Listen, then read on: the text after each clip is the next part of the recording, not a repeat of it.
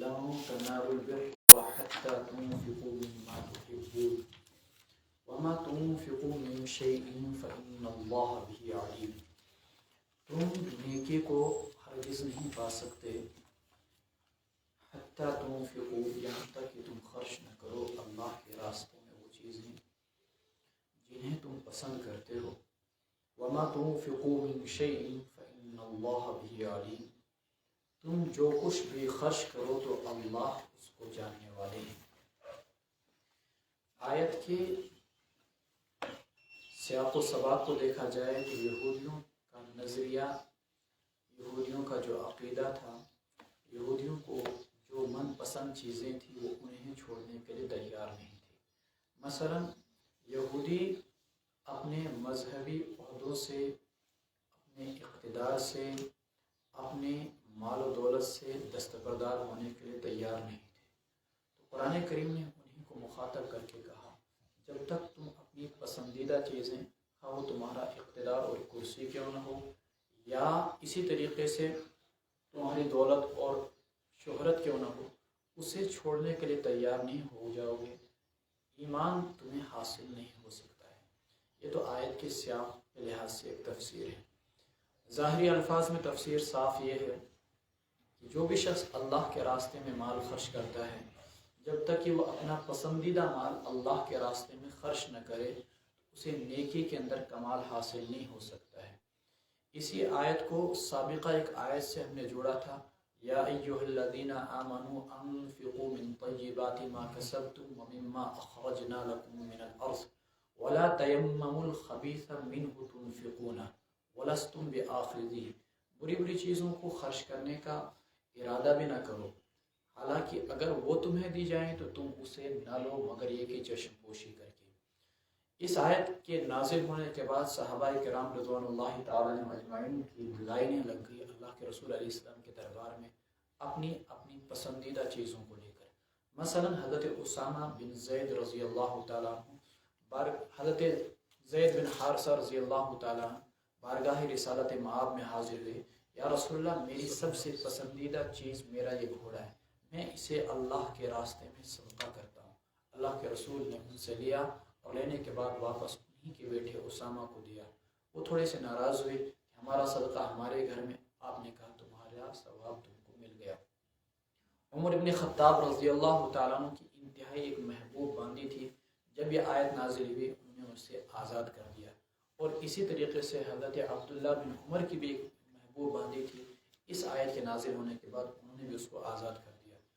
انصار میں سب سے زیادہ مالدار شمار کیے جاتے تھے حضرت طلحہ رضی اللہ تعالیٰ عنہ۔ ان کا مسجد نبوی سے متصل ایک باغ تھا اور اس باغ کے اندر ایک کنواں بھی رہا۔ اللہ کے رسول علیہ السلام کبھی اس کنویں کے پاس تشریف لے جاتے اور وہاں پر پانی نوش فرماتے، وہاں پر بیٹھتے۔ جب یہ آیت نازل ہوئی انہوں نے کہا یا رسول اللہ صلی اللہ علیہ وسلم میری سب سے زیادہ محبوب ملکیت یہ باغ ہے، میں اسے اللہ کے راستے میں پیش کرنا چاہتا ہوں۔ اللہ کے رسول صلی اللہ علیہ وسلم نے کہا یہ تو بہت ہی اچھا صدقہ ہے۔ آپ نے لیا اور لینے کے بعد واپس انہی کے چچا زاد بھائیوں پر تقسیم کر دیا۔ بہرحال صحابہ نے عملی طور پر اس آیت پر عمل کر کے دکھایا۔ کل الطعام کان حلا لبنی اسرائیل، آج جب ہمارے پاس کوئی سائل، کوئی سفیر آتا ہے، عموماً لوگ کیا کرتے ہیں 5 روپے 10 روپے 20 روپے دیے۔ صدقہ ایسا دینا چاہیے جو تھوڑا بہت نفس پر بھاری پڑے۔ ایک عام اور متوسط طبقے والے کو بھی 50 روپے زیادہ بھاری نہیں پڑتے، تھوڑا سا تو نفس پر بھاری پڑنا چاہیے، تب جا کر اس پر ثواب بھی ملے گا۔ اب 10 روپے دے دیے تو ثواب بھی اسی 10 کے حساب سے ہی ہوگا۔ کل الطعام کان حلا لبنی اسرائیل الا ما حرم اسرائیل علی نفسه من قبل ان تنزل التوراۃ، ہر قسم کا کھانا حلال تھا بنو اسرائیل کے لیے سوائے اس کھانے کے جو اسرائیل یعنی یعقوب نے اپنے آپ پر حرام کر دیا تھا تورات کے نازل کیے جانے سے پہلے۔ آپ کہہ دیجئے ان سے لاؤ تم تورات فتلوہا، اس کو پڑھ کے دکھاؤ ان کنتم صادقین، اگر تم سچے ہو۔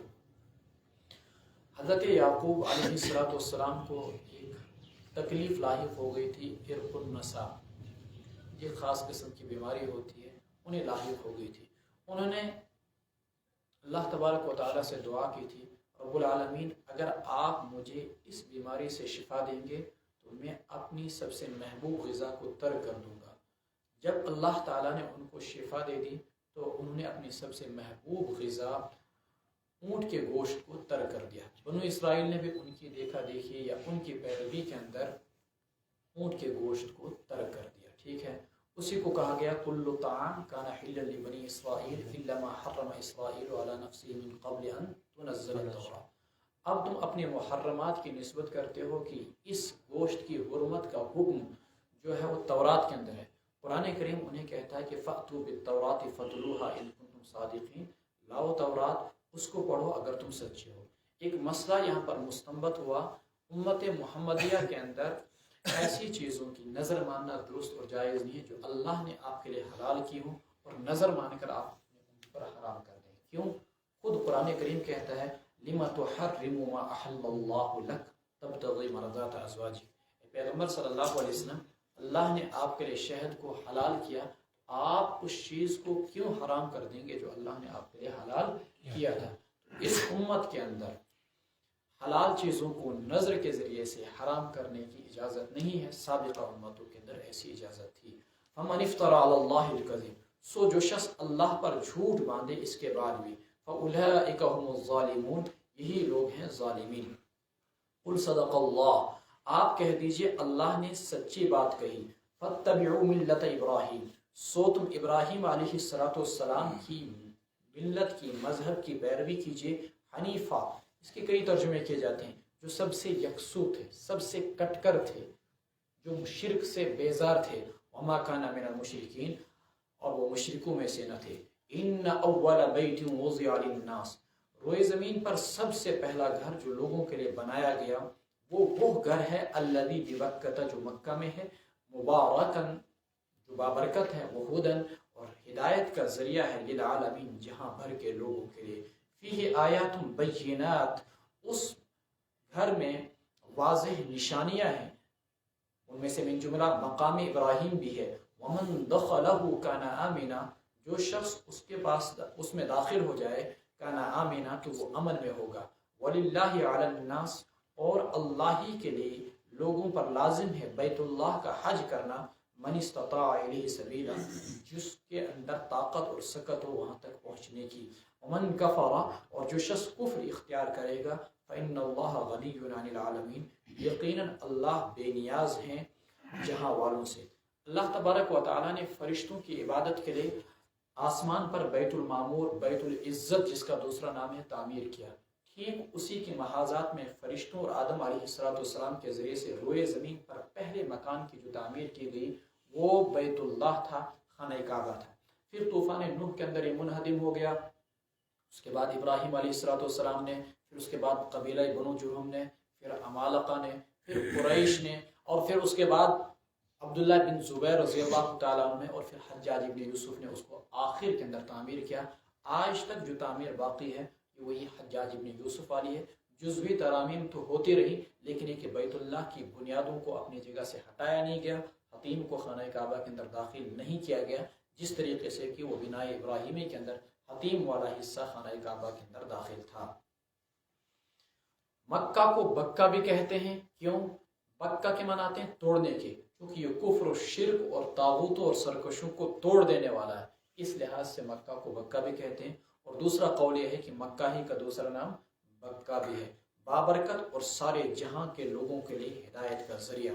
دیکھیں، نہیں کوئی باغات، نہیں کوئی سیر و سیاحت، اور نہیں کسی بھی قسم کے کشمیر کی طرح یا سوئٹزرلینڈ کی طرح وہاں پر پھل پھول اور پہاڑ، اور نہیں کوئی سرسبز و درخت، ایک ویران ریگستان، انتہائی تیز دھوپ کی وجہ سے پتھر سیاہ، لیکن اللہ نے اس کے اندر ایسی کشش رکھی ہے کہ کشا پورے جہاں سے لاکھوں لوگ ہر سال، کروڑوں لوگ ہر سال وہاں پر پہنچتے ہیں۔ ہدی للعالمین، فیہ آیات بینات، اس میں واضح نشانیاں ہیں۔ مثلا واضح نشانیوں میں سے ایک نشانی اس کو بھی قرار دیا ہے مفسرین نے، معارف القرآن میں مفتی شفیع صاحب رحمۃ اللہ علیہ نے لکھا ہے، جمرات کے پاس آپ ہر سال کنکر مارتے ہیں، اور ہر ایک حاجی تقریباً 70 کنکر مارتا ہے، 70 تو مارتا ہے، اور اگر 70 نہ مارے تو 51 مارنا تو واجب ہے، 51 مارنے واجب ہے، اس سے کم وہ مار نہیں سکتا ہے۔ 10ویں تاریخ کی رمی 7 پتھر، 11ویں تاریخ کی 21، اور اسی طریقے سے 12ویں کی بھی 21، ٹھیک ہے کہ نہیں؟ تو یہ بنتے ہیں 49 غالباً۔ یہ 49 پتھر مارنے ہر ایک کو لازم ہے. اور اگر کسی نے 13ویں کی بھی رمی کی جیسا کہ اکثر لوگ کرتے ہیں تو یہ 70 پتھر ہر ایک حاجی مارتا ہے. اب آپ خود 40 کو ضرب دیجئے، اگر 40 لاکھ حاجی ہیں 40 لاکھ کو آپ ضرب دیجئے 70 کے ساتھ، یہ کتنے اربوں پتھر مارے جاتے ہیں. وہاں پر تو پتھروں کی وجہ سے پہاڑ کھڑے ہو جانے چاہیے تھے، ڈھیر کھڑے ہو جانے چاہیے تھے، لیکن دیکھتے ہیں کہ وہاں پر کوئی پتھر نہیں. یہ پتھر کہاں چلے جاتے ہیں اللہ ہی بہتر جانتا ہے. روایت میں آتا ہے کہ جن کے حج مقبول ہو جاتے ہیں ان کے پتھروں کو فرشتے اٹھا لیتے ہیں، اور جن کے حج مردود ہوتے ہیں ان کی کنکریاں وہیں پر رہ جاتی ہیں. پہلے زمانے کے اندر وہاں پر ان پتھروں کو اٹھانے کا جو وہاں پر رہ جاتے تھے کوئی طریقہ نہیں تھا، گنے چنے ہوتے تھے. لیکن اب سننے میں آیا کہ حکومتیں ان پتھروں کو جو رہ جاتے ہیں اٹھاتے ہیں، لیکن وہ بہت قلیل تعداد میں ہوتے ہیں، اکثر غائب ہو جاتے ہیں. یہ اللہ کی طرف سے ایک بہت بڑا انعام ہے. فیہ آیات بینات، اسلام کی ایک زندہ جاوید نشانی آج بھی موجود ہے. اور من جملہ انہی نشانیوں میں سے ایک مقام ابراہیم بھی ہے. یہ ایک بیت اللہ کے دروازے کے قریب ایک پتھر تھا جس پتھر پر کھڑے ہو کر ابراہیم علیہ السلام نے بیت اللہ کو تعمیر کیا تھا. روایات میں آتا ہے کہ یہ آٹومیٹکلی لفٹ کا کام دیتا تھا. ابراہیم علیہ السلام کو نیچے سے پتھر اٹھانا ہوتا، یہ پتھر نیچے آ جاتا، آپ اس پر کھڑے ہو کر بیت اللہ کو تعمیر کرتے تھے. اور باضابطہ ابراہیم علیہ السلام کے قدموں کی نشانات اس پتھر پر موجود ہیں.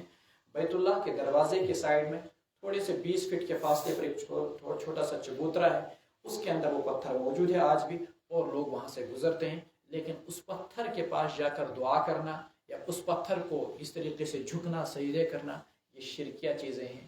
ایک اللہ تعالیٰ نے متبرک چیز اس کو قرار دیا ہے، لیکن متبرک کا مطلب یہ نہیں کہ ہم اسے معبود بنائیں جیسا کہ لوگ وہاں پر کرتے ہیں.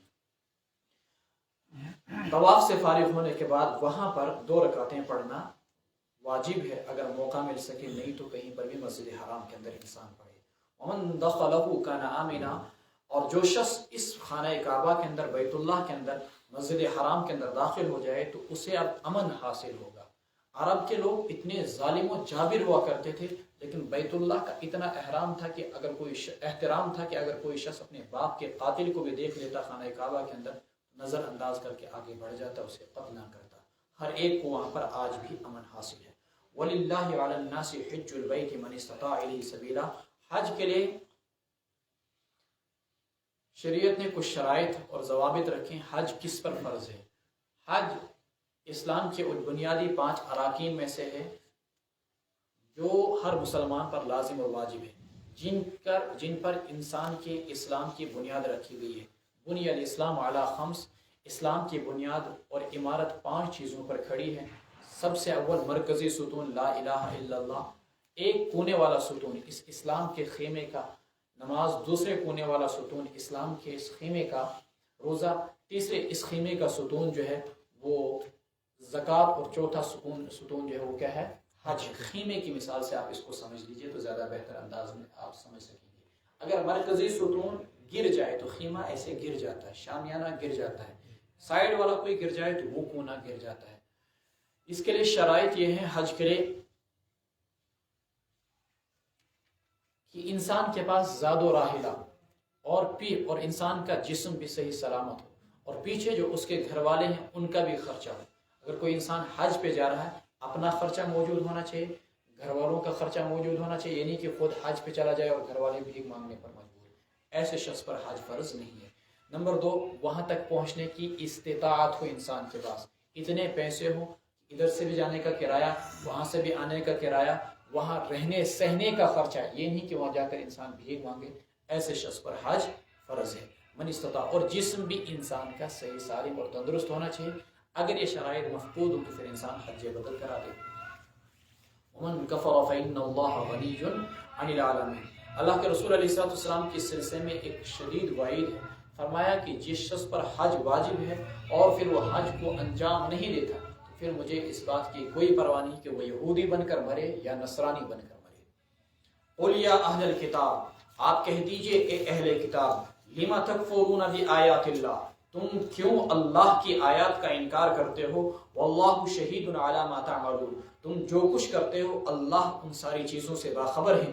قل یا اہل الکتاب، آپ کہہ دیجئے اے اہل کتاب، تم کیوں روکتے ہو اللہ کے راستے سے؟ من آمن، اس شخص کو جو کہ ایمان لے آئے، تبغونها عوجا وانتم شہداء، تم اللہ کے اس راستے میں، دین اسلام میں، قرآن میں کجیاں ڈھونڈتے ہو، وانتم شہداء، حالانکہ تم خود واقف ہو اپنی اس حرکت سے اور اسلام کی حقانیت سے. وما اللہ بغافل عما تعملون، اللہ ہرگز بے خبر نہیں ہے ان کاموں سے جنہیں تم کرتے ہو. یا ایھا الذین آمنوا، اے ایمان والو، ان تطیعوا فریقا من الذین اوتوا الکتاب، اگر تم پیروی کر لو، مان جاؤ اہل کتاب کے ایک حصے کی بات کو، یردوکم بعد ایمانکم کافرین، تو تمہیں وہ واپس پھیر دیں گے تمہارے ایمان کے بعد، کس میں؟ حالت کفر کے اندر تم کو واپس پھیر دیں گے. یہ رسول اکرم صلی اللہ علیہ وسلم کے زمانے میں ایسی حرکتیں کیا کرتے تھے منافقین کی، کسی نہ کسی طریقے سے اہل اسلام کے دلوں میں شکوک و شبہات کے کانٹے ڈال دیے جائیں اور ان کے دلوں میں شبہات پیدا کیے جائیں تاکہ مسلمان اسلام سے پھر جائیں. اور اس کی ایک مثال کل یہ بھی آئی تھی کہ آمنو بھی وجہ النہار وکفروا آخرہ، صبح ایمان لاؤ شام کو مرتد ہو جاؤ تاکہ تمہارے ساتھ کچھ دیگر لوگ بھی اسلام سے بدزن ہو کر، مرتد ہو کر وہ اسلام سے پھر جائیں. اس قسم کی سازشیں وہ کیا کرتے تھے. قرآن کریم نے کہا ان تطیعوا فریقا من الذین اوتوا الکتاب، اگر تم ان کے راہ پر چلو گے تو یہ تمہیں واپس مرتد کریں گے. عرض کیا تھا میں نے، یہ ان کی سازشیں صرف اس زمانے کے اندر نہیں ہوئی، آج بھی مستشرقین مسلمانوں کے کچھ حصے کی تعریفات کر کے، مسلمانوں کی کچھ خوبیاں بیان کر کے پھر اسلام اور قرآن کے خلاف زہر اگلتے ہیں. ایسے مستشرقین کی تحریروں سے انسان کو واضح یہ خبردار اور آگاہ رہنا چاہیے. وَكَيْفَ تَكْفُرُونَ وَأَنْتُمْ تُتْلَى عَلَيْكُمْ آيَاتُ اللَّهِ، تم کیسے اللہ کا انکار کر سکتے ہو؟ وَأَنْتُمْ تُتْلَى عَلَيْكُمْ آيَاتُ اللَّهِ، کیسے کفر اختیار کر سکتے ہو جبکہ تمہارے سامنے اللہ کی آیات پڑھی جاتی ہیں. وَفِيكُمْ رَسُولُهُ، اور تمہارے درمیان اللہ کے پیغمبر موجود ہیں. وَمَن يَعْتَصِمْ بِاللَّهِ، اور جو شخص اللہ کو مضبوطی کے ساتھ تھام لے، فَقَدْ هُدِيَ إِلَى صِرَاطٍ مُسْتَقِيمٍ، اس کو صراط مستقیم کی جانب رہنمائی کر دی گئی. اس آیت کا تعلق اگلی آیات کے ساتھ ہے، پہلے ہم پورا ترجمہ کر لیں. یا ایھا الذین آمنوا اتقوا اللہ، اے ایمان والو اللہ سے ڈرو جیسے کہ اللہ سے ڈرنے کا حق ہے. ولا تموتن، اور تمہارا انتقال نہ ہو، تمہاری موت نہ آئے مگر حالت اسلام کے اندر، الا وانتم مسلمون. اللہ سے حقیقی معنی میں ڈرنا کیسے ڈرنا ہوتا ہے؟ حدیث میں آتا ہے کہ اللہ تبارک و تعالیٰ سے ڈرنا یہ ہے کہ ان یطاع فلا یعصى، اللہ کی ایسی اطاعت کی جائے کہ پھر کبھی اس کی نافرمانی نہ کی جائے. ان یذکر فلا ینسى، اللہ کا ایسا ذکر کیا جائے کہ پھر اللہ کو کبھی بھلایا نہ جائے. وان یشکر فلا یکفر، اللہ کا ایسا شکر ادا کیا جائے کہ پھر اللہ کی کبھی ناشکری نہ ہو. ولا تموتن اتقوا اللہ، جس کے اندر یہ چیزیں آ گئیں تو اس نے گویا کہ تقوی کی حقیقت کو پا لیا، جس کے جلوت کے اندر، جس کی خلوت کے اندر یکسانیت ہو. ایسا نہیں کہ لوگوں کے سامنے ولی اللہ اور تنہائیوں میں جا کر شیطان بن جائے. جس کے اندر یہ چیزیں ہیں تو معلوم ہوا کہ اس نے اللہ تبارک و تعالیٰ سے حقیقت تقوی کو حقیقی معنی میں جیسے اس کو اللہ سے ڈرنا چاہیے تھا ویسے وہ اللہ تعالیٰ سے نہیں ڈرا. وَاعْتَصِمُوا بِحَبْلِ اللَّهِ، لوگو اللہ کی رسی کو مضبوطی کے ساتھ تھام لو تم سب مل کر. وَلَا تَفَرَّقُوا، تم منتشر نہ ہونا. وَاذْكُرُوا نِعْمَةَ اللَّهِ عَلَيْكُمْ، اللہ کی رسی سے قرآن کریم مراد ہے. صحابی کی روایت ہے، اللہ کے رسول علیہ السلام نے فرمایا هو حبل اللہ الممدود من السماء الى الارض، وہ اللہ کی رسی جو ہے وہ قرآن کریم ہے جو آسمان سے لے کر زمین تک کھینچی ہوئی ہے. وَاذْكُرُوا نعمت پھیلی ہوئی. وَاذْكُرُوا نعمت اللہ، تم اللہ کے اس انعام کو یاد کرو.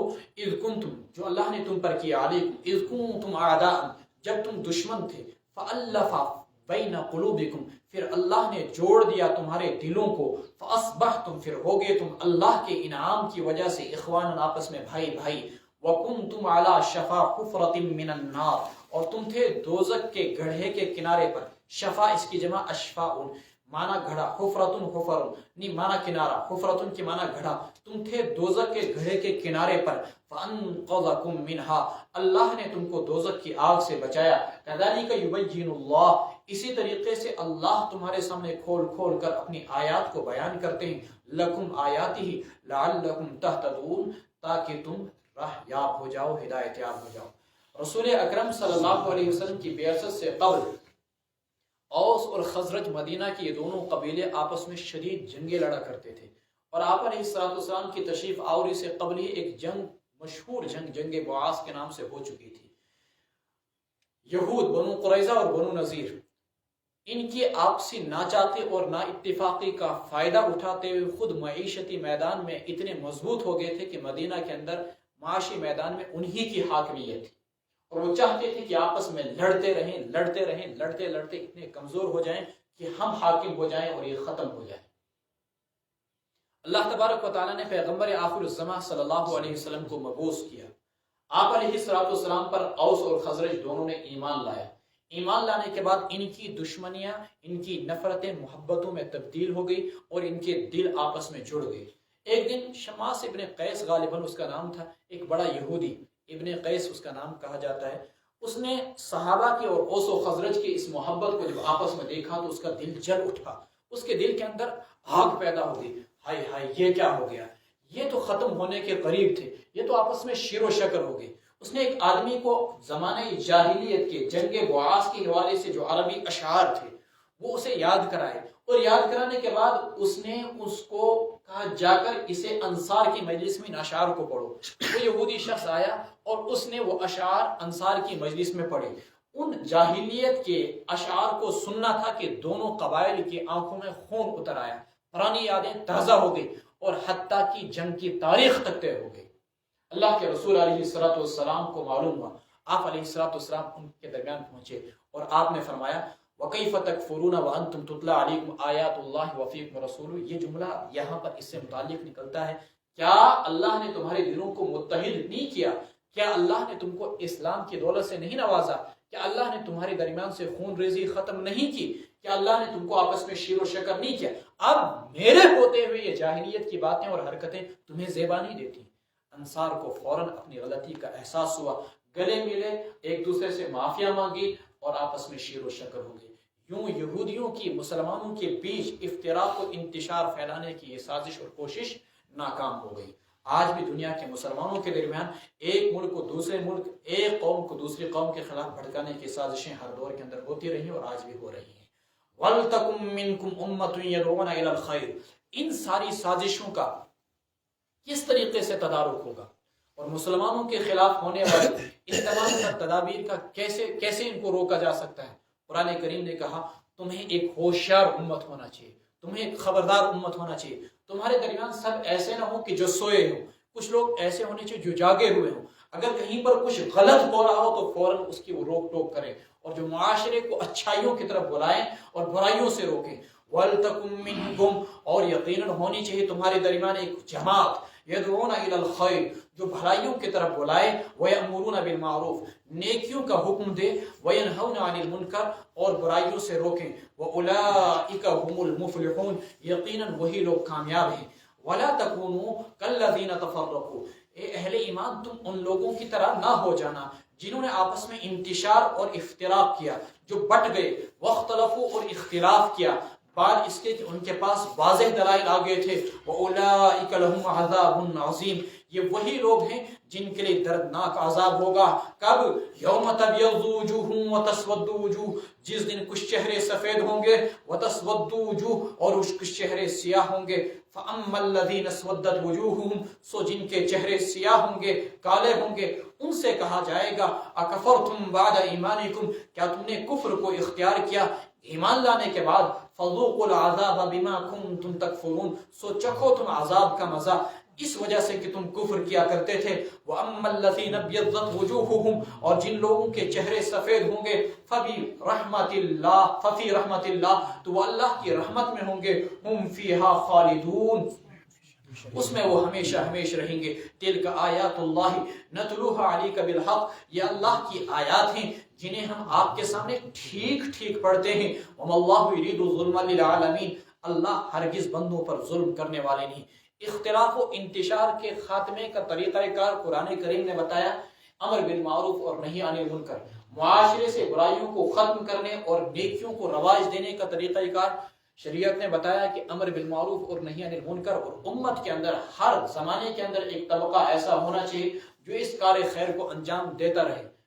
مفسرین نے اس آیت کے ذیل میں لکھا کہ کیا امر بالمعروف اور نہی عن المنکر فرض عین ہے یا فرض کفایہ؟ کچھ مفسرین نے کہا کہ ہر انسان پر اس کی حیثیت کے مطابق نیکیوں کی ترغیب دینا اور برائیوں سے روکنا فرض عین ہے۔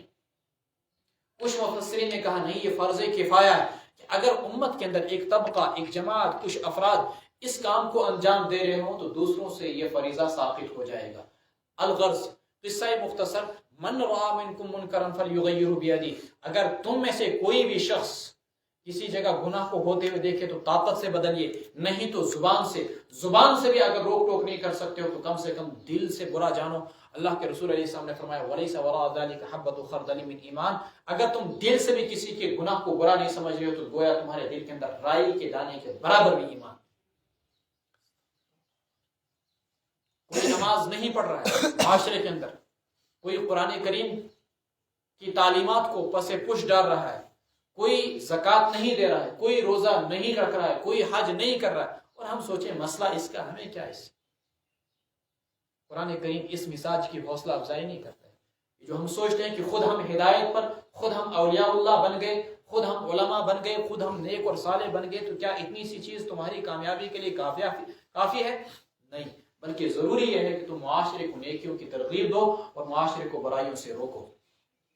یہاں پر ایک چیز کہی گئی یوم تبیض وجوہ وتسود وجوہ، جو لوگ نیکوکار ہوں گے دنیا میں، اگر ہماری پردہ دری ہو جائے اور ہمارے عیبوں کا پانڈا کھل جائے تو ہم کسی کے سامنے منہ دکھانے کے لائق نہیں ہوتے۔ سوچئے کہ میدان حشر کی اس رسوائی کا کیا عالم ہوگا جہاں گناہگاروں کے چہرے سیاہ، ووجوہ یومئذ مسفرہ ووجوہ یومئذ علیہا غبرہ، کچھ چہرے سفید ہوں گے اور کچھ چہرے سیاہ ہوں گے، جب مجرموں کے چہرے وہاں پر کالے ہوں گے۔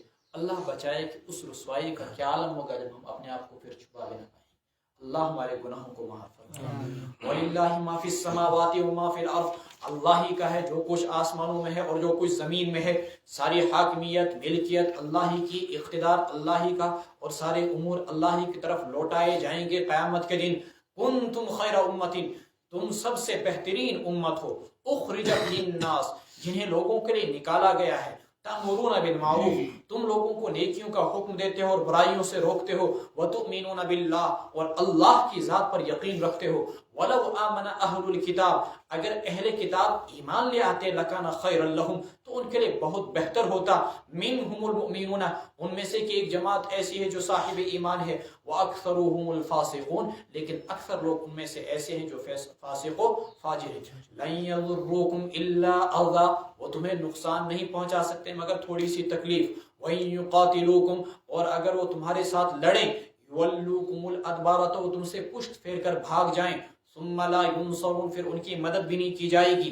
ضُرِبَتْ عَلَيْهِمُ الذِّلَّةُ، ان پر ذلت مسلط کر دی گئی، اینما ثقفوا، جہاں بھی وہ پائے جائیں، الا بحبل من اللہ وحبل من الناس، مگر اللہ کے سہارے سے، وحبل من الناس، اور لوگوں کے سہارے سے، وباءوا بغضب من اللہ، اور اللہ کے غضب کے مستحق ٹھہرے، وضربت علیہم المسکنہ، ان پر لاچارگی مسلط کر دی گئی، ذالک بانہم کانوا یکفرون بآیات اللہ، یہ اس وجہ سے کہ وہ اللہ کی آیات کا انکار کیا کرتے تھے اور انبیاء کو ناحق قتل کیا کرتے تھے، وَيَقْتُلُونَ الْأَنْبِيَاءَ بِغَيْرِ حق، ذَلِكَ، یہ سب اس وجہ سے ہوا کہ جو کچھ انہوں نے نافرمانیاں کی، ان کی نافرمانیوں اور مسلسل زیادتیوں کا نتیجہ ہے، ذَلِكَ بِمَا عَصَوْا وَكَانُوا يَعْتَدُونَ، یہ ان کی نافرمانیوں اور مسلسل زیادتیوں کا نتیجہ ہے۔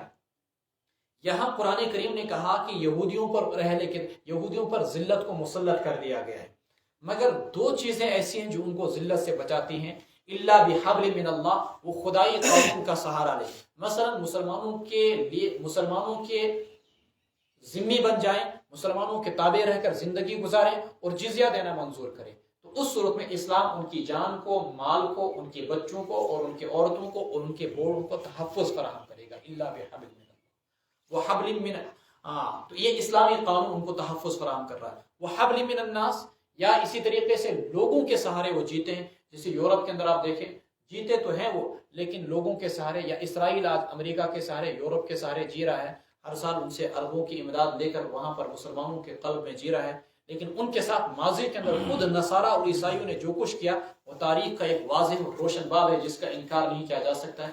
بخت نصر نے ان کے جوانوں کو قتل کیا، عورتوں اور بچوں کو غلام کر کے لایا، بنا کر لایا، اور انہیں بابل کے اندر 100 سال تک مسلسل غلامی کی زندگی گزارنے پر مجبور کیا۔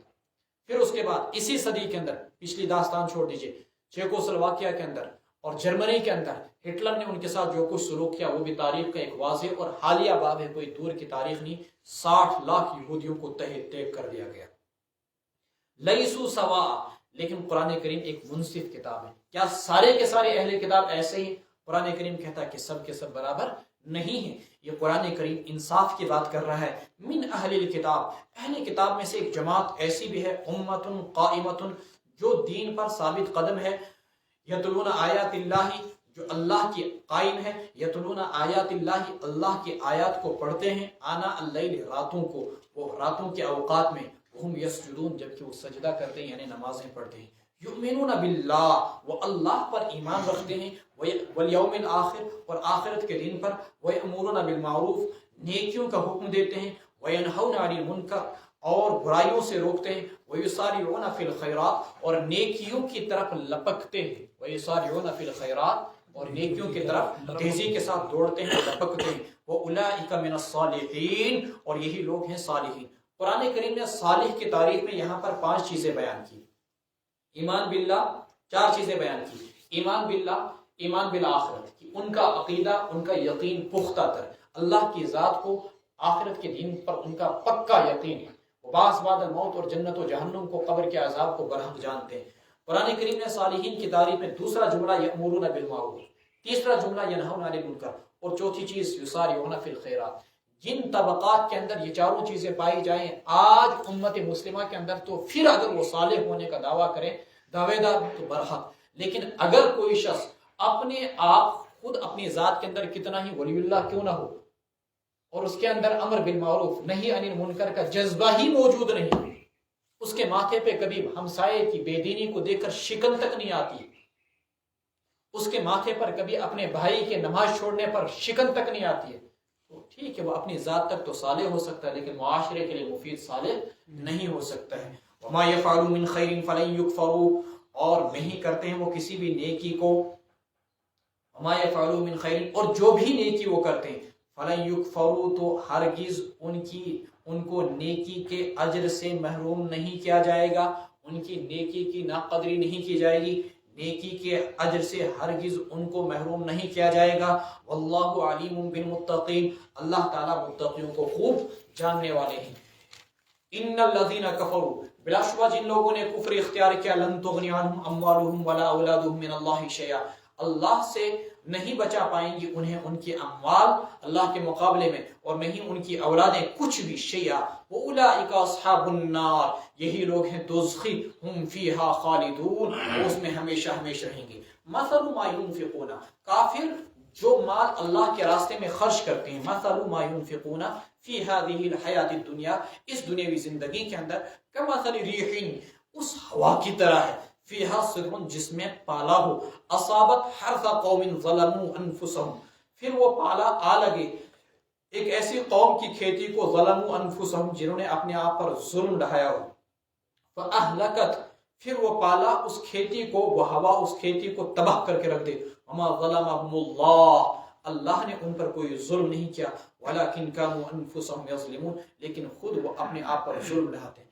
پالا کسے کہتے ہیں؟ اشنا کاشر اشن سارا لیتے ہیں سمجھ، پالا سرد ہواؤں کو بولتے ہیں۔ کبھی کیا ہوتا ہے کہ کسی نے کھیتی لگائی، کھیتی لگانے کے بعد اگر اس کو سردی کے زمانے میں سرد ہوا لگ جائے تو کھیتی جل جاتی، شین سد گئے دیزت، ٹھنڈی ہواؤں سے جل گئی، اس کو بولتے ہیں پالا عربی زبان کے اندر، ٹھیک ہے، یہ سر بولتے ہیں عربی زبان کے اندر۔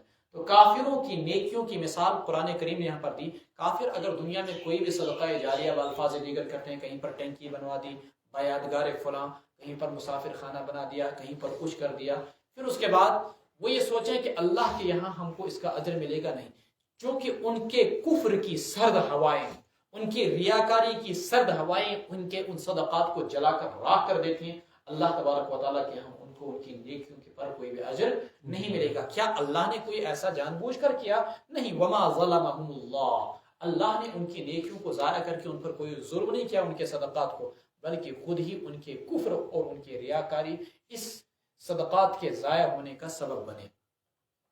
یا ایھا الذین آمنوا، اچھا انصار کی دوستیاں تھیں یہودیوں کے ساتھ زمانہ جاہلیت کے اندر، یہ قبائل آپس میں ایک دوسرے کے حلیف تھے اور دوست تھے، تو مسلمان سیدھے سادھے بھولے بھروسہ کر کے ان کو کچھ اندر کے راز بتلا دیا کرتے تھے اور پھر ان رازوں کا مس یوز غلط استعمال کیا کرتے تھے. باضابطہ یہ یہودی مسلمانوں کے خلاف اور مسلمانوں کے خلاف سازشیں کیا کرتے تھے. مسلمان سیدھے سادھے بھولے بھالے ان کو دوست سمجھتے تھے اور وہ انہی کو دوستی کا ناجائز فائدہ اٹھا کر ان کے خلاف سازشیں کیا کرتے تھے. دیکھیے قرآن کریم نے کیا کہا, یا ایھا الذین آمنوا, اے ایمان والو, لا تتخذوا بطانة من دونکم, نہ بناؤ تم اپنے سوا یعنی مسلمانوں کے سوا کسی کو رازدار, لا یألونکم خبالا, وہ تم لوگوں کے ساتھ فساد پیدا کرنے میں کوئی کسر نہیں چھوڑتے. لا یألونکم البن سے ماخوذ, نہیں چھوڑتے وہ, کوئی کمی نہیں کرتے وہ, خبالا فساد اور خرابی لغوی معنی, وہ تمہارے ساتھ فساد کرنے میں خرابی پیدا کرنے میں, لا یألونکم کوئی کمی نہیں چھوڑتے کوئی کسر نہیں چھوڑتے. ودوا ما عنتم, انہیں تمہاری تکلیفوں کی تمنا ہے. ودا وہ تمنا کرتے ہیں, ما عنتم کی تمہیں کوئی تکلیف آ پہنچے. قد بدت البغضاء من افواہہم, دشمنیاں ان کے منہ سے ظاہر ہوتی ہیں. وما تخفی صدورہم اکبر, اور جو کچھ ان کے دل چھپاتے ہیں اکبر, اس سے بھی بڑی چیز ہے. قد بینا لکم الآیات, ہم نے تمہارے سامنے نشانیاں کھول کھول کر بیان کر دی. ان کنتم تعقلون, اگر تم سمجھتے ہو. معلوم ہوا کہ اس دور کے اندر بھی ایک مسلمان کو اپنے ذاتی راز سے کسی کافر کو آگاہ کرنا درست نہیں, خواہ وہ ملکی سطح پر ہو, ذاتی سطح پر ہو, علاقائی سطح پر ہو. ہم راز کسی کافر کو نہ بنائیے, ان پر ہرگز بھروسہ نہ کیجیے. ہا انتم اولائی تحبونہم, ہا انتم اولائی تحبونہم, یہ تم وہ لوگ ہو کہ ان سے محبت کرتے ہو. ہا انتم اولائی تحبونہم, تم وہ لوگ ہو کہ تم ان سے محبت کرتے ہو. ولا یحبونکم, وہ تم سے محبت نہیں کرتے ہیں. وتؤمنون بالکتاب کلہ, تم ساری کتابوں پر ایمان رکھتے ہو, تورات انجیل وغیرہ پر. وَإِذَا لَقُوكُمْ قَالُوا آمَنَّا, جب وہ تم سے ملتے ہیں تو یوں کہتے ہیں ہم ایمان لے آئے. وَإِذَا خَلَوْا, جب وہ تنہائیوں میں جاتے ہیں. عَضُّوا عَلَيْكُمُ الْأَنَامِلَ مِنَ الْغَيْظِ, تمہارے غصے کے تمہارے خلاف انگلیوں کو کاٹتے ہیں. قُلْ مُوتُوا بِغَيْظِكُمْ, آپ کہہ دیجئے مر جاؤ تم اپنے غصے میں. ان اللہ علیم بذات الصدور, یقیناً اللہ دلوں کے احوال کو جاننے والے ہیں. آج بھی ہم ان سے محبت رکھتے ہیں, ہم ان سے دوستی کے دم بھرتے ہیں, لیکن وہ ہمارے ساتھ دوستی نہیں رکھتے. وہ یورپ ہو, امریکہ ہو, بہت سارے لوگ ان کے عدل و انصاف کی تعریفیں کرتے ہیں, یا اسی طریقے سے اس ملک کے اندر اور بہت سارے دیگر ممالک کے اندر, بھائی وہ ایسے وہ ایسے یہ ایسے, وہ اتنے اچھے اچھے. لیکن یاد رکھیے گا کہ کافر کسی مومن کا دل سے کبھی دوست نہیں ہو سکتا. وہ بزدل تو ہوتا ہے چند دن تک, اپنے مفادات کی خاطر, اپنی تجارت کی خاطر, اپنے سیاسی ووٹ حاصل کرنے کی خاطر آپ کی چاپلوسی کرے. لیکن جو ہی اس کو اپنے مفادات, ووٹ یا تجارت, یہ ساری کی ساری چیزیں حاصل ہو جائیں تو آپ سوچیں گے کہ وہ میرا دائمی دوست ہوگا. نہیں, اندر سے اس کے دل میں ہمارے خلاف دشمنی بھری ہوگی. وَإِذَا خَلَوْا عَضُّوا عَلَيْكُمُ الْأَنَامِلَ مِنَ الْغَيْظِ, جب وہ تنہائیوں میں جاتے ہیں تو تمہارے خلاف انگلیاں کاٹتے ہیں مارے غصے کے. اللہ فرماتے ہیں چونکہ مسلمانوں کو جب ترقی ہوتی ہے تو ان کو غصہ چڑھتا ہے. اللہ فرماتے ہیں اسلام کو ترقی ہوتی رہے گی اور تم اپنے غصے کے اندر مرتے رہو. ان اللہ حسد کے اندر, ان اللہ علیم بذات الصدور, ان تمسسکم حسنۃ تسؤہم, اگر تمہیں کوئی اچھائی پہنچتی ہے تو ان کو برا لگتا ہے. تسؤہم. وَإِن تُصِبْكُمْ سَيِّئَةٌ يَفْرَحُوا بِهَا, اور اگر تمہیں کوئی برائی پہنچتی ہے, مصیبت پہنچتی ہے, تو وہ اس پر وہ خوش ہوتے ہیں, ناچتے ہیں. وَإِن تَصْبِرُوا وَتَتَّقُوا لَا يَضُرُّكُمْ كَيْدُهُمْ شَيْئًا, اگر تم صبر کرو, وَتَتَّقُوا, اور تم تقوی اختیار کرو, لَا يَضُرُّكُمْ كَيْدُهُمْ شَيْئًا, تو ہرگز ان کی سازشیں تمہیں نقصان نہیں دیں گی.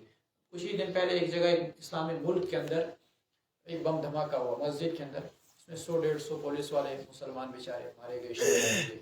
باضابطہ کافر ملکوں میں اس پر خوشیاں منائی گئی, سوشل میڈیا پہ ٹرینڈ چلے گی, ان کو اچھا ہوا. یہ تو ایسے لوگ. لا یضرکم کیدہم شیئا, ان کی سازشیں تمہیں تکلیف نہیں دیں گی, نقصان نہیں دیں گی. ان اللہ بما یعملون محیط, یقیناً اللہ تبارک و تعالی جو کچھ وہ کر رہے ہیں ان کی باتوں کا احاطہ کرتے ہیں.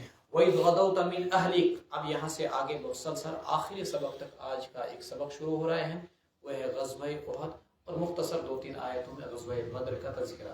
یہاں پر ہم غزوہ بدر کا تذکرہ تفصیلا نہیں کریں گے, چونکہ سورہ انفال باضابطہ اسی متعلق نازل ہوئی, وہاں پر تفصیلی گفتگو ہوگی.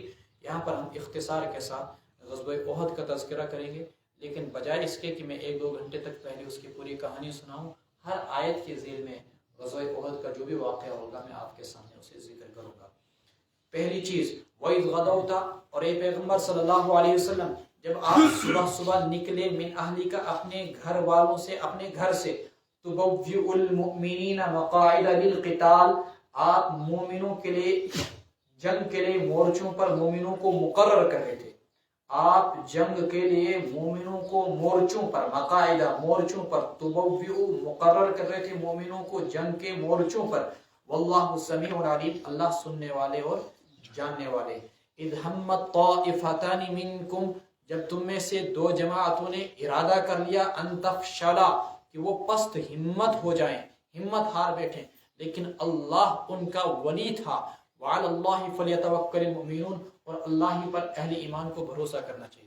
بدر کے اندر کفار کو زبردست شکست کا سامنا کرنا پڑا، ان کے سن 2 ہجری رمضان کے اندر یہ جنگ پیش آئی تھی، اس کے اندر ان کے 70 کفار مارے گئے اور 70 قید ہوئے۔ اس پر کفاران مکہ کے کفار کو زبردست غم و غصہ ہوا، انتقام لینے کے لیے ٹھیک 1 سال کے بعد اگلے سال رمضان کے اندر مکہ سے نکلے اور شوال کے اندر وہ مدینہ کے قریب پہنچ گئے۔ حضرت عباس رضی اللہ تعالیٰ عنہ نے، جو آپ صلی اللہ علیہ وسلم کے چچا تھے، ایک تیز رفتار قاصد روانہ کیا اور انہوں نے آ کر حضرت صلی اللہ علیہ وسلم کو اطلاع دی کہ اسی طریقے سے کافروں کا ایک بہت بڑا لشکر، تقریباً 3000 فوجی، جن میں سے کہ 700 زرہ پوش، 3000 اونٹ، 200 گھوڑے لے کر آپ پر حملہ آور ہونے کے لیے آئے ہیں۔ آپ صلی اللہ علیہ وسلم نے کچھ صحابہ کو، حضرت انس اور مونس رضی اللہ تعالیٰ عنہ کو روانہ کیا کہ تحقیق کریں کیا خبر صحیح ہے۔ معلوم ہوا کہ خبر صحیح ہے اور کفار کا لشکر مدینہ سے صرف چند کلومیٹر کے فاصلے پر احد کے پہاڑ کے دامن میں قیام زن ہو چکا ہے، خیمہ زن ہو چکا ہے۔ آپ صلی اللہ علیہ وسلم نے صحابہ سے مشورہ کیا کیا جائے، جنگ مدینہ میں رہ کر کی جائے یا مدینہ سے باہر نکل کر؟ خود آپ کی اپنی ذاتی رائے، اکابر صحابہ کی رائے یہ تھی کہ جنگ مدینہ میں رہ کر کی جائے، کیونکہ وہاں پر عورتوں کے ذریعے سے چھتوں سے ان پر پتھر برسائے جا سکتے تھے، تیر برسائے جا سکتے تھے، اور مرد جو ہیں وہ گلیوں کے اندر ان سے دو بدو مقابلہ کرتے۔ عبداللہ ابن ابی کی بھی اتفاقاً یہی رائے تھی، لیکن کچھ جوان صحابہ رضی اللہ تعالیٰ جیسے حضرت حمزہ رضی اللہ تعالیٰ وغیرہ، ان کی رائے تھی کہ نہیں، ہم میدان جنگ میں نکل کر کفار کے ساتھ مقابلہ کریں، گھروں میں رہ کر اگر ہم مقابلہ کرتے ہیں تو مطلب یہ ہو گیا کہ ہماری بزدلی ہے۔ چنانچہ آپ صلی اللہ علیہ وسلم نے جوان صحابہ کے اصرار کی بنیاد پر میدان جنگ میں نکل کر جنگ کرنے کا فیصلہ کیا۔ قرآن کریم اسی کو کہتا ہے، جب آپ نکلے اور مومنوں کو جنگی مورچوں پر مقرر اور طے کر رہے تھے صبح صبح، پھر کیا ہوا؟ مسلمان، دروازہ بند کرو، مسلمان جب میدان جنگ کے قریب پہنچے، احد کے قریب، تو عبداللہ ابن ابی اپنے ساتھیوں کو لے کر یہ کہہ کر واپس ہو گیا کہ میری رائے نہیں مانی گئی، اس لیے میں اس جنگ کے اندر خواہ اپنی جانیں ضائع نہیں کرنا چاہتا۔ ان کی دیکھا دیکھی کچھ مسلمانوں کے اندر بھی قدموں کے اندر لغزش آ گئی، استقلال کے اندر لغزش آ گئی۔ انہی میں سے 2 قبیلے تھے، ایک کا نام تھا بنو حارثہ اور ایک کا نام تھا بنو سلمہ، یہ اوس و خزرج میں سے تھے، ایک اس میں سے تھا قبیلہ اوس میں سے، ایک بنو خزرج میں سے۔ انہوں نے بھی سوچا کہ بھائی شاید ہم ہار جائیں گے تو واپس ہو جائیں، لیکن اللہ تبارک و تعالیٰ ان کا مددگار تھا، اللہ نے ان کو استقامت سے نوازا اور واپس ہونے سے بچ گئے۔ وَلَقَدْ نَصَرَكُمُ اللَّهُ بِبَدْرٍ وَأَنْتُمْ أَذِلَّةٌ، اللہ تعالیٰ نے تمہاری بدر کے میدان میں بھی مدد کی جبکہ تم کمزور تھے، اذلہ کمزور تھے۔ فَاتَّقُوا اللَّهَ، سو اللہ کی تم اللہ ہی سے ڈرو، لَعَلَّكُمْ تَشْكُرُونَ، تاکہ تم شکر گزار بن جاؤ۔ اِذْ تَقُولُ لِلْمُؤْمِنِينَ، جب آپ مومنوں سے کہہ رہے تھے میدان بدر کے اندر، یہ بدر کا واقعہ بیچ میں 2-3 آیتوں کے اندر آیا ہے، أَلَنْ يَكْفِيَكُمْ، کیا تمہارے لیے بات کافی نہیں، أَنْ يُمِدَّكُمْ رَبُّكُمْ بِثَلَاثَةِ آلَافٍ مِّنَ الْمَلَائِكَةِ مُنْزَلِينَ، کہ اللہ تمہاری مدد کرے، تمہارا رب تمہاری مدد کرے، بِثَلَاثَةِ آلَاف، 3000 فرشتوں سے، منزلین جو آسمان سے اتارے جائیں گے۔ بلا، کیوں نہیں، ان تصبروا، اگر تم صبر اختیار کرو، وتتقوا، اور تقوی اختیار کرو، وَيَأْتُوكُم مِّن فَوْرِهِمْ، اور وہ تم پر یک بارگی حملہ کر بیٹھیں گے، وَيَأْتُوكُم مِّن فَوْرِهِمْ هَٰذَا، اور یہ دشمنوں کا لشکر تم پر یکبارگی حملہ کر بیٹھے تو یمددکم ربکم بخمسۃ آلاف من الملائکۃ مصومین، تمہارا رب تمہاری مدد کرے گا بخمسۃ آلاف 5000 فرشتوں کے ذریعے سے، مصومین جو امتیازی نشان والے ہوں گے، مخصوص تمغوں والے ہوں گے، مخصوص یونیفارم اور وردی والے ہوں گے۔ وما جعلہ اللہ الا بشرا لکم، یہ 5000 کی نصرت کا وعدہ جو تھا، نہیں اللہ نے یہ وعدہ کیا الا بشرا لکم مگر تمہاری خوشخبری کے لیے، وَلِتَطْمَئِنَّ قُلُوبُكُمْ بِهِ، اور تاکہ تمہارے دل اس خوشخبری پر مطمئن ہو جائیں۔ وَمَن النَّصْرُ إِلَّا مِنْ عِنْدِ اللَّهِ الْعَزِيزِ الْحَكِيمِ، اور مدد نہیں ہو سکتی ہے مگر اللہ ہی کی جانب سے جو زبردست حکمت والا ہے۔ لِيَقْطَعَ طَرَفًا مِّنَ الَّذِينَ كَفَرُوا، لِيَقْطَعَ تاکہ ہلاک کر دے، کاٹ دے اللہ طرفًا کافروں کے ایک گروہ کو، طرفًا حصہ، گروہ، کافروں کے ایک حصے اور گروہ کو، من الذین کفروا او یکبتہم، یا اللہ ان کو رسوا کر دے، کبدا یکبت رسوا کرنا، فینقلبوا خائبین تو واپس ہو جائیں گے کافر خائبین، ناکام و نامراد ہو کر، محروم ہو کر۔ لیس لک من الامر شیء، یہ یہاں تک کہ یہ جو 3 آیات ہیں اذ تقول للمؤمنین سے لے کر یہاں تک، یہ غزوہ بدر کے متعلق، کیونکہ بدر کے میدان میں مسلمانوں کی تعداد انتہائی کم، صرف 313 اور کفار 1000 کے قریب تھے، اور جنگ بھی اچانک ہوئی تھی۔ مسلمانوں کے پاس چند تلواریں، کچھ گھوڑے اور 70 اونٹ بمشکل تھے غالباً، اور نہ کوئی زرہ تھی اور نہ ہی کسی بھی قسم کے نیزے صاحب تھے۔ اس حالت کے اندر جب مسلمانوں کا مقابلہ ہوا کافروں کے ساتھ تو کچھ مسلمان گھبرا گئے۔ اللہ تبارک و تعالیٰ نے اس پر اپنی نصرت کا وعدہ کیا کہ کیا ہوا وہ اگر زیادہ ہے تو میں آسمان سے 1000 فرشتے اتاروں گا۔ پھر دوسرا وعدہ آیا 3000 فرشتوں کا۔ پھر جب ایک اور اطلاع آئی کہ قرظ بن جعفر جو ایک بہت بڑا کافر تھا اپنے قبیلے کو لے کر کافروں کے ساتھ دینے کے لیے آ رہا ہے، اللہ نے فرمایا تمہیں گھبرانے کی کوئی ضرورت نہیں، اگر وہ آیا تو میں کتنے فرشتے اتاروں گا؟ 5000 فرشتے اتاروں گا۔ مفسرین نے لکھا کہ پھر 5000 کو اتارنے کی نوبت ہی نہیں آئی، کیونکہ اللہ تبارک و تعالیٰ نے اس سے پہلے مسلمانوں کو فتح دی، اور جب قرظ بن جابر اپنے قبیلے کو لے کر نہیں آیا اللہ نے بھی پھر فرشتے نہیں اتارے، اور اللہ نے کہا فرشتے اتاروں گا بھی تو ایسے مصومین جو مخصوص نشان والے ہوں گے، مخصوص یونیفارم والے ہوں گے۔ اور روایات میں آتا ہے کہ بدر کے میدان کے اندر فرشتوں نے جن کافروں کو مارا ان کی گردنوں پر ایک مخصوص نشان تھا، کالا نشان، وہ مخصوص نشان ڈالنے والے تھے، گویا کہ وہ اپنے گرز سے کافروں کو مارتے تھے۔ ایک صحابی نے کہا میں نے اپنی تلوار اٹھائی تاکہ ایک کافر کی گردن اتاروں، لیکن ابھی میری تلوار ہوا ہی کے اندر تھی کہ میں نے دیکھا کہ کافر کی گردن نیچے پڑ گئی۔ اللہ نے باضابطہ بدر کے میدان کے اندر اور حنین کے میدان کے اندر فرشتوں کی مدد اتاری ہے۔ وما جعلہ اللہ الا بشرا لکم، تاکہ تمہارے دل مطمئن رہیں، پرسکون رہیں، اور تم اس بات سے گھبرا نہ جاؤ کہ کافروں کی تعداد زیادہ ہے۔ اب اس کے بعد پھر وہی احد کا تذکرہ، لیس لک من الامر شیء او یتوب علیہم او یعذبہم فانہم ظالمون۔ اے پیغمبر صلی اللہ علیہ وسلم، آپ کو اس سلسلے میں کوئی اختیار نہیں، اللہ یا تو ان کو اس معاملے میں کوئی اختیار نہیں، اللہ یا تو ان کو بخش دے او یعذبہم یا انہیں عذاب دے، فانہم ظالمون اس لیے کہ وہ ظالم ہیں۔ ہوا یہ کہ رسول اکرم صلی اللہ علیہ وسلم جب جنگ ختم ہو گئی تو ختم ہونے کے بعد آپ خود میدان کے اندر نکلے، آپ کچھ ڈھونڈ رہے تھے۔ صحابہ نے دیکھا کیا ڈھونڈ، پتا چلا کہ آپ اپنے چچا جنہوں نے ہر مصیبت کے مرحلے پر آپ کا ساتھ دیا تھا، حضرت حمزہ رضی اللہ تعالیٰ عنہ کو ڈھونڈ رہے ہیں۔ ایک جگہ آپ نے ان کو دیکھا کہ ان کی ناک کٹی ہوئی ہے، کان کٹے ہوئے ہیں، پیٹ چیرا گیا ہے اور ان کا جگر نکالا گیا ہے، اور جگر نکال کر ہندا نے باضابطہ اس کو چبانے کی کوشش کی تھی۔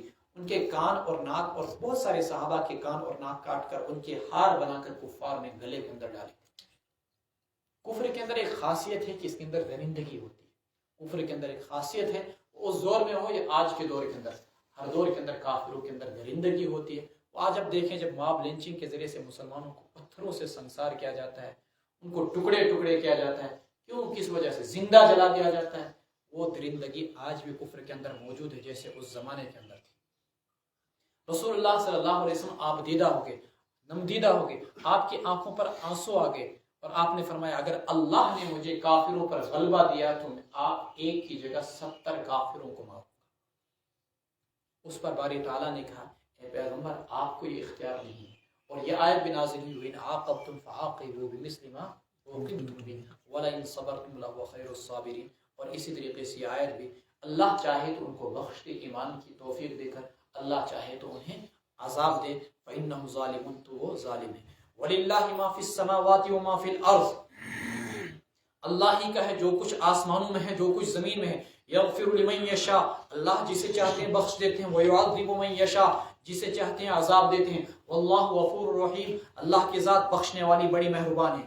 یا ایھا الذین آمنوا، اے ایمان والو، لا تأکلوا الربا، نہ کھاؤ تم سود، اضعافا مضاعفا، کئی گنا بڑھا کر، سود در سود. واتقوا اللہ لعلکم تفلحون، اللہ سے ڈرو تاکہ تم کامیاب ہو جاؤ. بعض نام نہاد آج کل کے مسلمانوں نے یہ بات کہنی شروع کر دی کہ قرآن کریم کی اس آیت میں یہ کہا گیا کہ سود در سود مت کھاؤ، لہذا صرف اگر اصل رقم پر سود کھایا جائے تو اس میں کوئی حرج نہیں. یہ تو بھائی ایسا ہی ہو گیا. قرآن کریم کی اس آیت کو دیکھ لیجیے آپ جو تیسرے سپارے میں آئے جس میں صاف صاف بتا دیا گیا کہ مطلقاً سود تم پر حرام ہے. اگر سود سے باز نہیں آتے ہو تو اللہ اور اس کے رسول کے ساتھ اعلان جنگ کرو. قرآن کریم نے یہ کہا کہ سود در سود مت کھاؤ، اس کا یہ مطلب نہیں کہ سود کھا جاؤ. کیونکہ اگر کسی کو یہ کہا جائے کہ تم مسجد میں گالیاں مت دو، اس کا کیا مطلب ہوتا ہے؟ مسجد سے باہر نکل کر تم گالیاں دو؟ جیسے مسجد کے اندر گالی دینا حرام ویسے ہی مسجد سے باہر بھی گالی حرام. ایسے جیسے سود در سود حرام، اسی طریقے سے عین سود بھی، اصل سود بھی حرام. واتقوا اللہ لعلکم تفلحون، ڈرو اللہ تعالیٰ سے تاکہ تم کامیاب ہو جاؤ.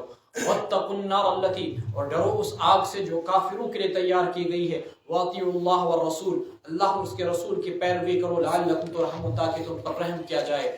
وسارعوا، دوڑو. الی مغفرۃ من ربکم، اپنے رب کی بخشش اور جنت کی طرف. وجنت عرضها السماوات والارض، جس کی چوڑائی آسمانوں اور زمینوں کے برابر ہے. اعدت للمتقین، جو تیار کی گئی ہے کن کے لیے؟ خدا سے ڈرنے والوں کے لیے. یہ ٹیبل ہے، اس ٹیبل کی لمبائی ہے، اس کی چوڑائی. جب جنت کی چوڑائی اتنی ہے جتنی کہ ہماری تصورات میں ہو سکتی ہے زمینوں اور آسمانوں کے برابر، عرضها السماوات والارض. قرآن کریم نے لمبائی کو کیوں نہیں بیان کیا؟ اس لیے کہ ہمارے معاشرے کے اندر ایسے الفاظ ہی نہیں جو جنت کی لمبائی کو بیان کر سکیں. قرآن کریم نے مختصر کو بیان کیا، عرضها السماوات، چوڑائی اتنی ہوگی یہ زمینوں اور آسمانوں کے برابر. لمبائی کتنی؟ واللہ اعلم، اللہ ہی جانتا ہے کہ کتنی زیادہ ہوگی. ہمارے یہاں اتنے الفاظ ہی نہیں. یہ جنت کن کے لیے تیار کی گئی ہے؟ الذین ينفقون فی السراء والضراء. اب دوڑیے اللہ کی بخشش کی طرف کس کے ذریعے سے؟ بعض مفسرین نے کہا جہاد کے ذریعے سے، بعض نے کہا قرآن کریم کی تلاوت اور قرآن کریم کی تعلیمات کو حاصل کرنے کے ذریعے سے، بعض نے دیگر ارکان اسلام کا تذکرہ کیا، نماز، روزہ، زکوٰۃ، حج، صدقات وغیرہ کے ذریعے سے. الذین ينفقون فی السراء، جن متقیوں کے لیے تیار کی گئی ہے جو اللہ جو خرچ کرتے ہیں، فی السراء، خوشیوں کے اندر بھی، والضراء، اور تنگیوں کے اندر بھی، والکاظمین الغیظ، اور جو غصے کو پی جانے والے ہیں، والعافین عن الناس، اور جو لوگوں کو درگزر کرنے والے ہیں. واللہ یحب المحسنین، اللہ تعالیٰ نیکوکاروں کو پسند فرماتے ہیں. قرآن کریم نے یہاں پر 3 صفات بیان کی، سرا اور ضرا میں خرچ کرنے والے. سرا خوشی، معلوم ہوا کہ جس طریقے سے تنگی کے اندر اللہ کے راستے میں مال خرچ کرنا انسان پر مشکل ہو جاتا ہے، یہ نہ چھوئی تو دمو کیا. ایسے جب انسان کے پاس دولت زیادہ ہوتی ہے تو بخل زیادہ ہو جاتا ہے، مال خرچ کرنا مشکل ہو جاتا ہے. فی السراء،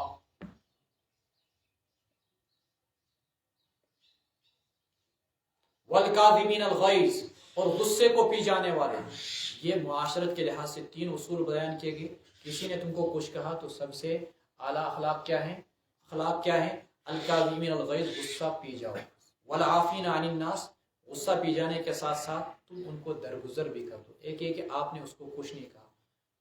نمبر 2 یہ کہ تم نے دل سے اس کو معاف کر دیا. کاظمین الغیظ زبان سے معاف کر دیا، والعافین عن الناس دل سے بھی معاف کر دیا، تبھی تو معاف ہو سکتا ہے. اور نمبر 3، جس نے تم پر ظلم کیا تم اس کے ساتھ اچھائی کا سلوک کرو. واللہ یحب المحسنین،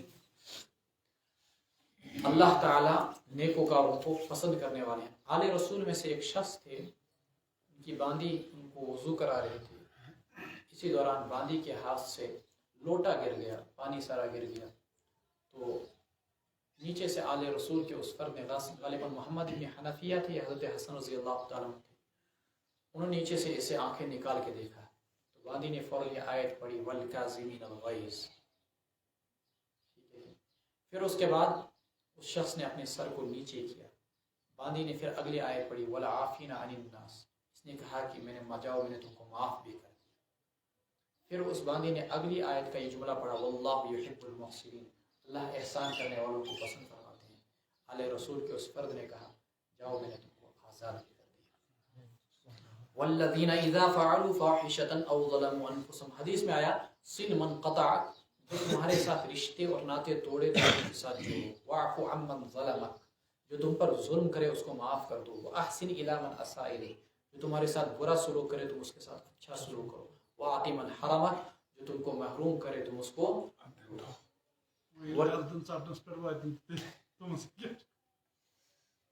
والذین اذا فعلوا فاحشة او ظلموا انفسهم ذکروا الله فاستغفروا لذنوبهم ومن یغفر الذنوب الا الله ولم يصروا على ما فعلوا وهم يعلمون. 25ویں سپارے کی ایک آیت کے ذیل میں بیان القرآن میں مولانا اشرف علی تھانوی صاحب رحمۃ اللہ علیہ نے لکھا ہے کہ معاف کرو تم ان کو کہ جن کو تمہارے معاف کرنے کی وجہ سے ان کی سرکشی اور غرور کے اندر اضافہ نہ ہو.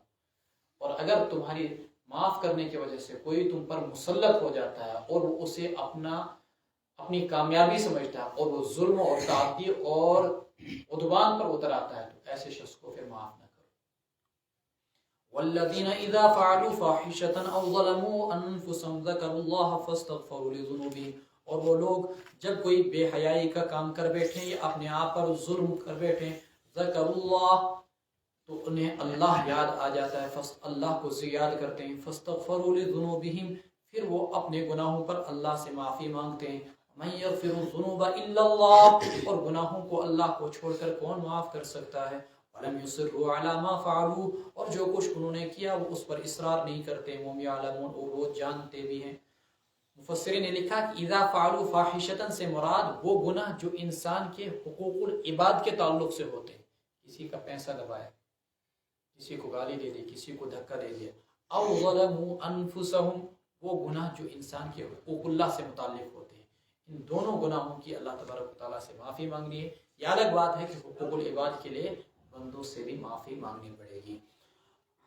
اولئک جزاؤہم مغفرۃ من ربہم وجنات تجری من تحتها الانہار خالدین فیہا ونعم اجر العاملین. یہی ہیں وہ لوگ جن کا بدلہ ہے جزاؤہم مغفرۃ من ربہم, بدلہ ہے ان کا بخشش ان کے رب کی جانب سے. وجنات اور باغات ہیں تجری من تحتها الانہار جن کے نیچے نہریں بہتی ہوں گی. خالدین فیہا ان میں ہمیشہ ہمیش رہیں گے. ونعم اجر العاملین اور عمل کرنے والوں کا اجر کیا ہی خوب ہے. قد خلت من قبلکم سنن. سنن سنت کی جمع یہاں پر ترجمہ کریں گے واقعات سے. کیا قد خلت من قبلکم گزر چکے تم سے پہلے واقعات. فسیروا فی الارض سو تم گھومو پھرو زمین کے اندر. فانظروا کیف کان عاقبۃ المکذبین دیکھیے کہ جھٹلانے والوں کا انجام کیا ہوا. ھذا بیان للناس یہ قرآن کریم ساری انسانیت کے لیے ایک واضح بیان ہے. وہدن اور ہدایت ہے. وموعظۃ اور نصیحت للمتقین ان لوگوں کے لیے جو اللہ تبارک و تعالیٰ سے ڈرنے والے ہیں. دیکھیے قرآن تو ہدایت اور واضح قرآن کریم بیان یعنی پوری دنیا کے لیے ایک واضح اور آشکارا پیغام ہے. لیکن اس سے نصیحت کون حاصل کرے گا, ہدایت کون؟ للمتقین جن کے دلوں کے اندر خدا کا خوف ہوگا. وَلَا تَهِنُوا وَلَا تَحْزَنُوا وَأَنْتُمُ الْأَعْلَوْنَ إِن كُنتُم مُؤْمِنِينَ. تم پس ہمت مت ہو جاؤ. وَلَا تَحْزَنُوا تم غمگین مت ہو جاؤ.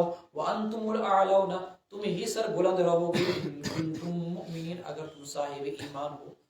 إِن يَمْسَسْكُمْ قَرْحٌ فَقَدْ مَسَّ الْقَوْمَ قَرْحٌ مِثْلُهُ اگر تمہیں زخم آ لگا.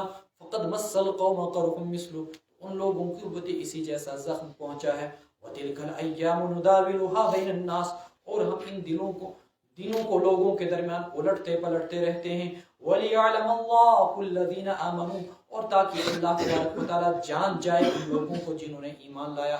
ویتخذ منکم شہداء اور تم میں سے بعض کو شہید بھی بنائے. واللہ لا یحب الظالمین اللہ تبارک و تعالی ظالموں کو پسند نہیں فرماتے. وَلِيُمَحِّصَ اللَّهُ الَّذِينَ آمَنُوا غزوہ احد کے اندر اہل ایمان کو شکست کا سامنا کیوں کرنا پڑا.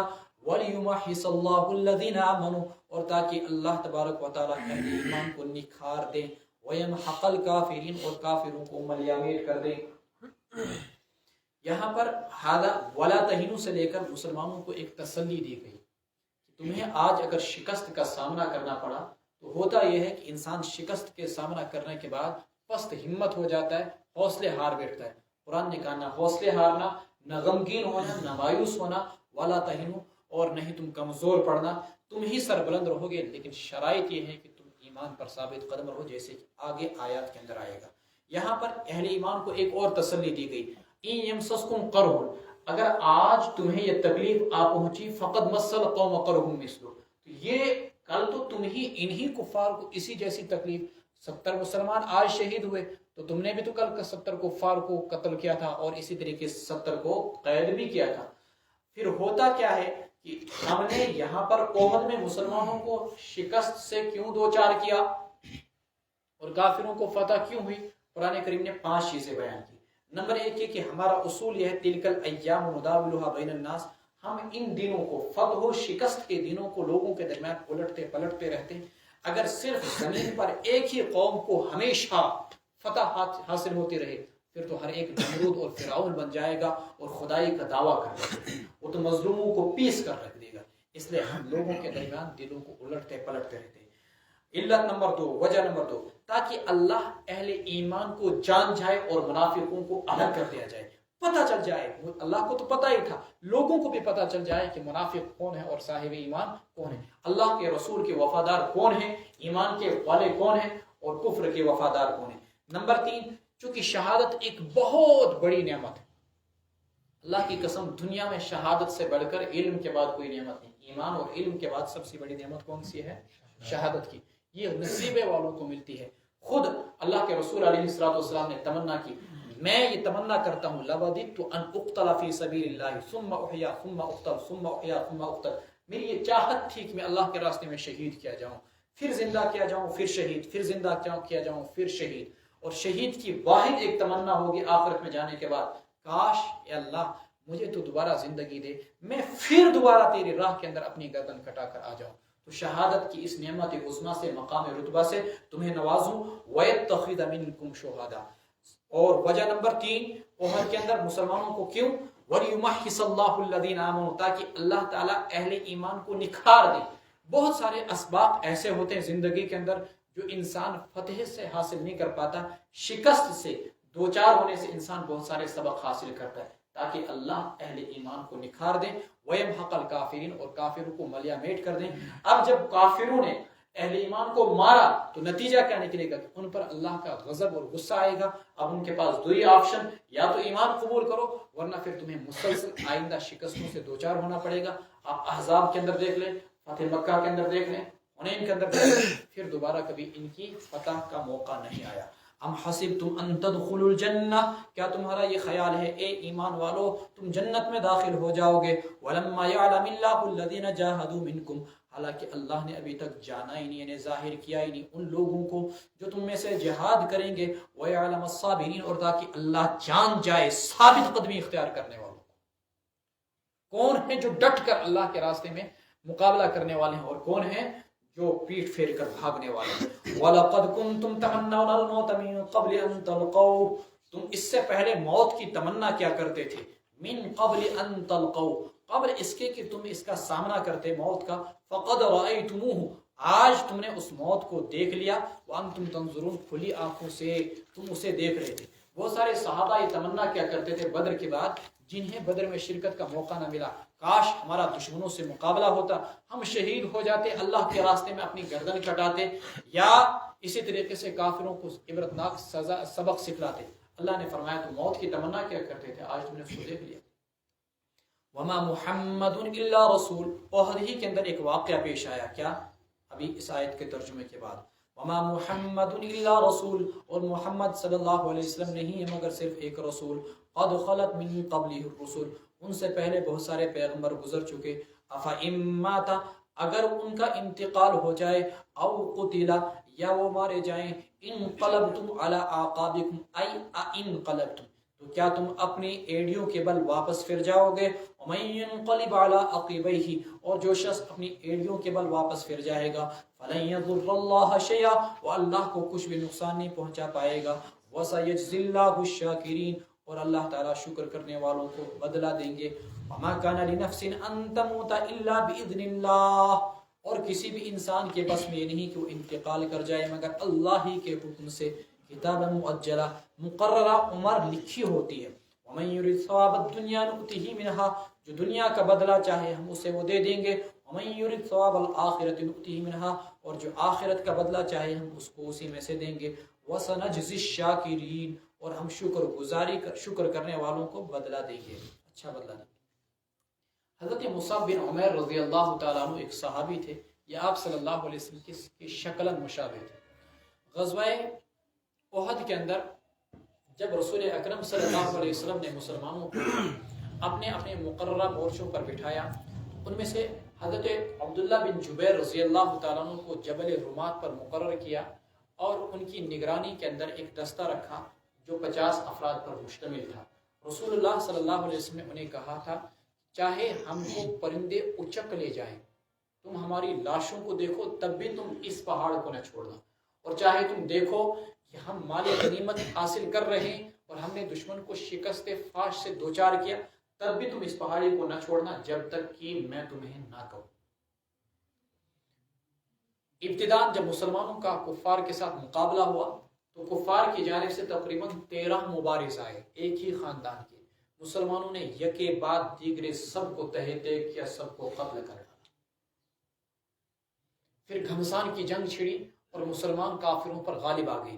صحابہ فرماتے ہیں ہم نے خود دیکھا کہ کفار تیزی کے ساتھ پیچھے ہٹ رہے ہیں اور کافروں نے جو عورتیں 12-13 ساتھ لائی تھی 14 وہ پہاڑیوں پر چڑھ رہی ہیں، اور ہم نے ان کے پاؤں کے پازیبوں تک کی آواز کو سنا. اس طریقے سے وہ لوگ بھاگ رہے تھے. کفار میدان جنگ کو چھوڑ کر پیچھے ہٹ گئے. میسرہ پر یا میمنہ پر حضرت خالد ابن ولید رضی اللہ تعالیٰ عنہ، بیچ میں صفوان ابن امیہ رضی اللہ تعالیٰ عنہ، اور اسی طریقے سے ایک محاذ پر غالباً عمرو ابن عاص میمنہ پر یہ متعین تھے. خالد ابن ولید رضی اللہ تعالیٰ عنہ نے جب دیکھا دائیں طرف بائیں طرف اور سینٹر میں ان کی کمانیں باضابطہ ہوا کرتی تھی اس زمانے میں جنگ کی. خالد ابن ولید رضی اللہ تعالیٰ عنہ نے جب مسلمانوں نے فتح حاصل کی میدان جنگ کے اندر تو جبل رمات سے پہاڑی سے صحابہ نیچے کے لیے کچھ دور پڑے. حضرت عبداللہ ابن جبیر نے ان کو سختی کے ساتھ منع کیا، کیا تمہیں اللہ کے رسول کا فرمان یاد نہیں؟ لیکن انہوں نے نہیں مانا. 40 آدمی نیچے اتر آئے، وہاں پر صرف 10 بچے. یہ مسلمانوں کا عقد تھا، یہاں پر سے مسلمانوں کو اگر اٹیک کیا جاتا تو مسلمانوں کی صفیں درہم برہم ہو جاتی.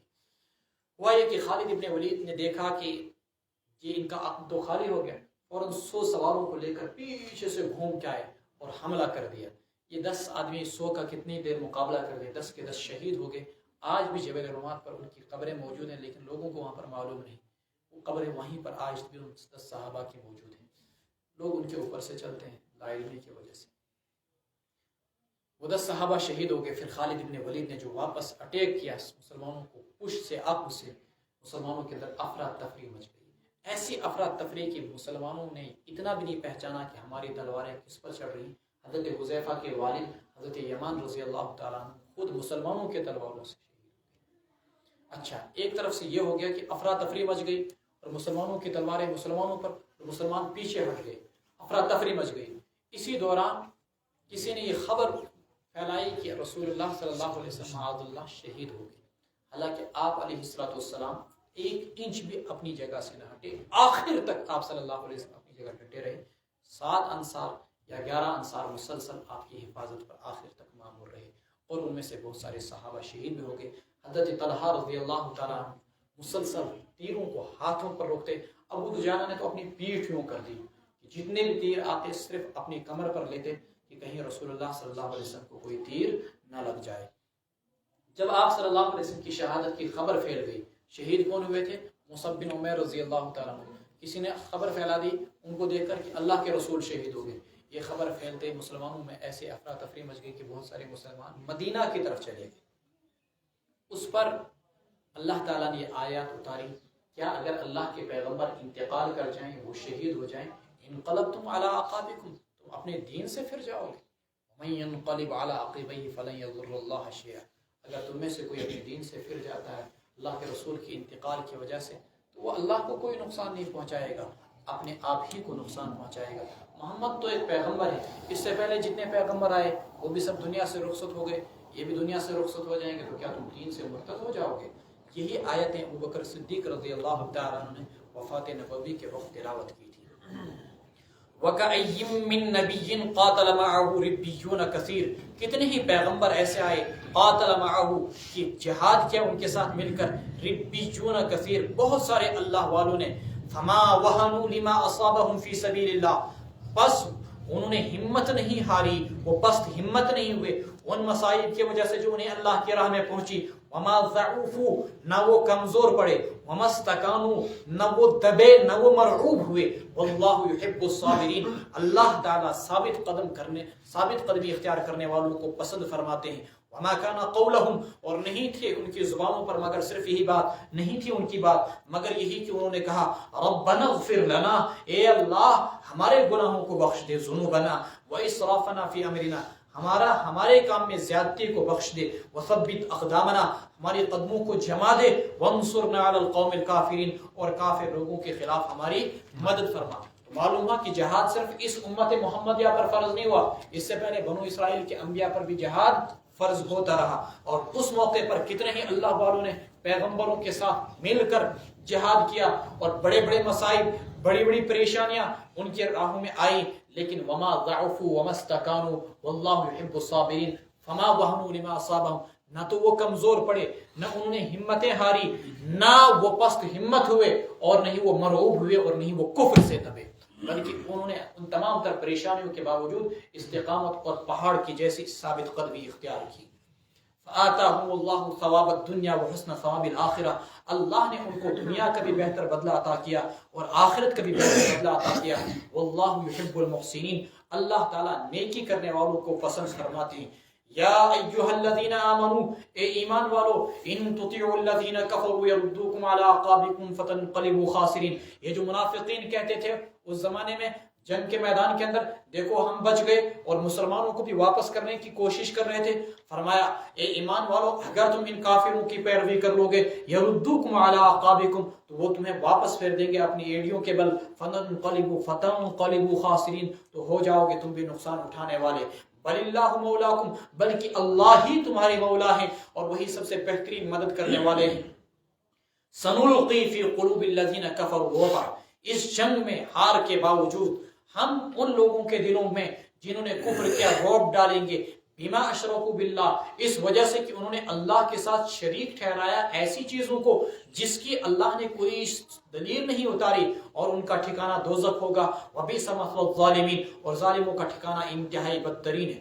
وَلَقَدْ صَدَقَكُمُ اللَّهُ وَعْدًا، اللہ نے مسلمانوں کو فتح کا وعدہ کیا تھا، ابتداء مسلمانوں کو میدان جنگ احد کے اندر باضابطہ فتح سے نوازا گیا، اس مضمون کو بیان کیا جا رہا ہے۔ اللہ نے اپنا وعدہ سچ کر دکھایا، اذ تحسونہم باذنی، جب تم ان کو قتل کر رہے تھے، تحسونہم، ہم سوچتے ہیں اس کا محسوس کرنا نہیں بلکہ کیا، قتل کر رہے تھے تم ان کو اللہ کے حکم سے، 23 کافر مارے گئے، حتی اذا فشلتم، یہاں تک کہ جب تم پست ہمت ہو گئے، وتنازعتم فی الامر، اور تم نے ایک معاملے کے اندر جھگڑا کیا، اختلاف کیا، وعصیتم، اور تم نے نافرمانی کی، من بعد ما اراکم، بعد اس کے کہ جو چیز اللہ نے تمہیں دکھلائی جو تم پسند کرتے تھے، من بعد اس کے کہ ما اراکم، کہ اللہ نے تم کو وہ چیز دکھلائی تھی، ما تحبون، جسے تم پسند کرتے تھے، یعنی فتح، تو باضابطہ فتح حاصل ہوئی مسلمانوں کو میدان احد کے اندر، لیکن تم نے جھگڑا کیا،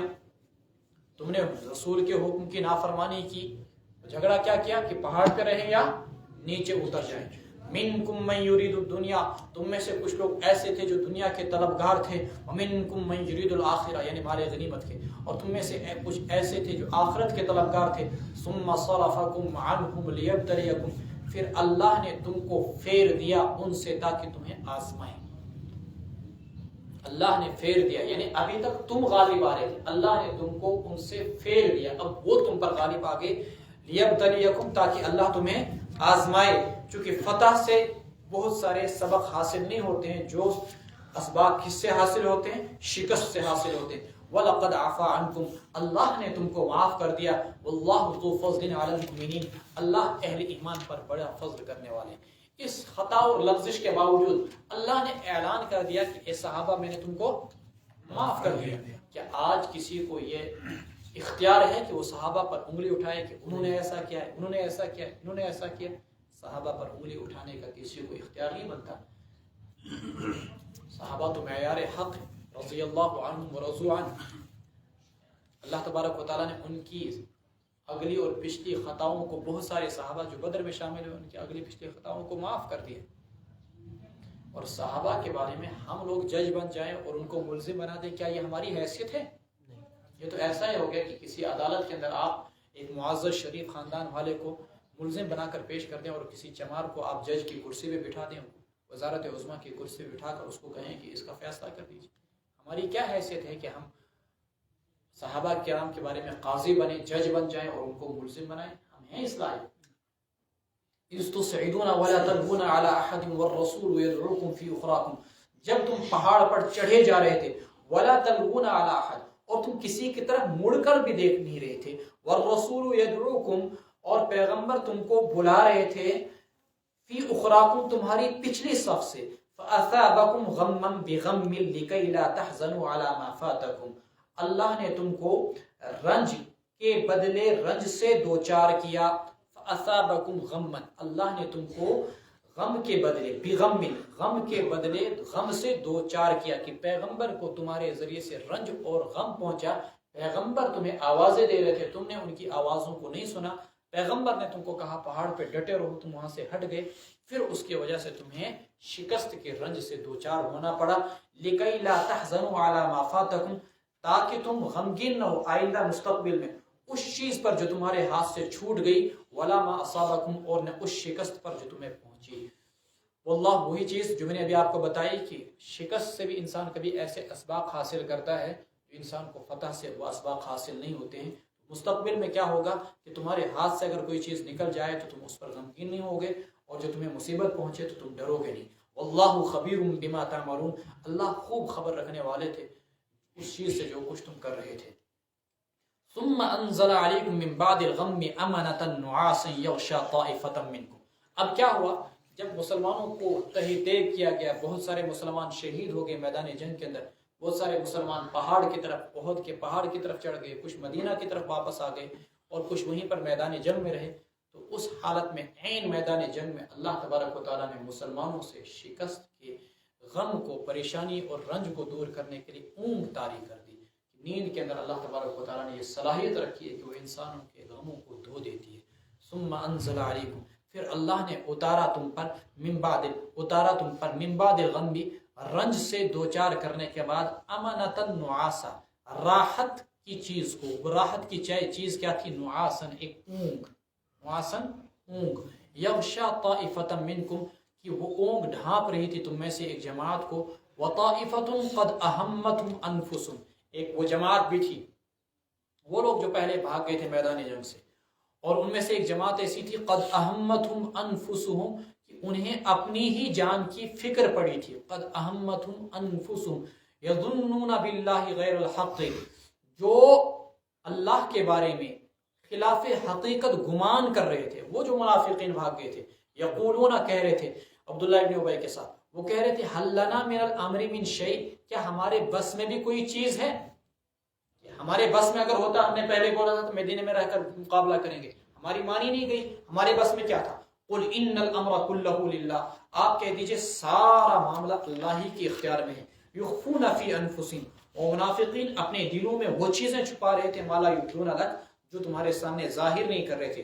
یقولون، وہ کہہ رہے تھے لو کان لنا من الامر شیء، اگر ہمارے بس میں کچھ بھی ہوتا، ما قتلنا ھاہنا، تو ہمیں یہاں پر قتل نہ کیا جاتا.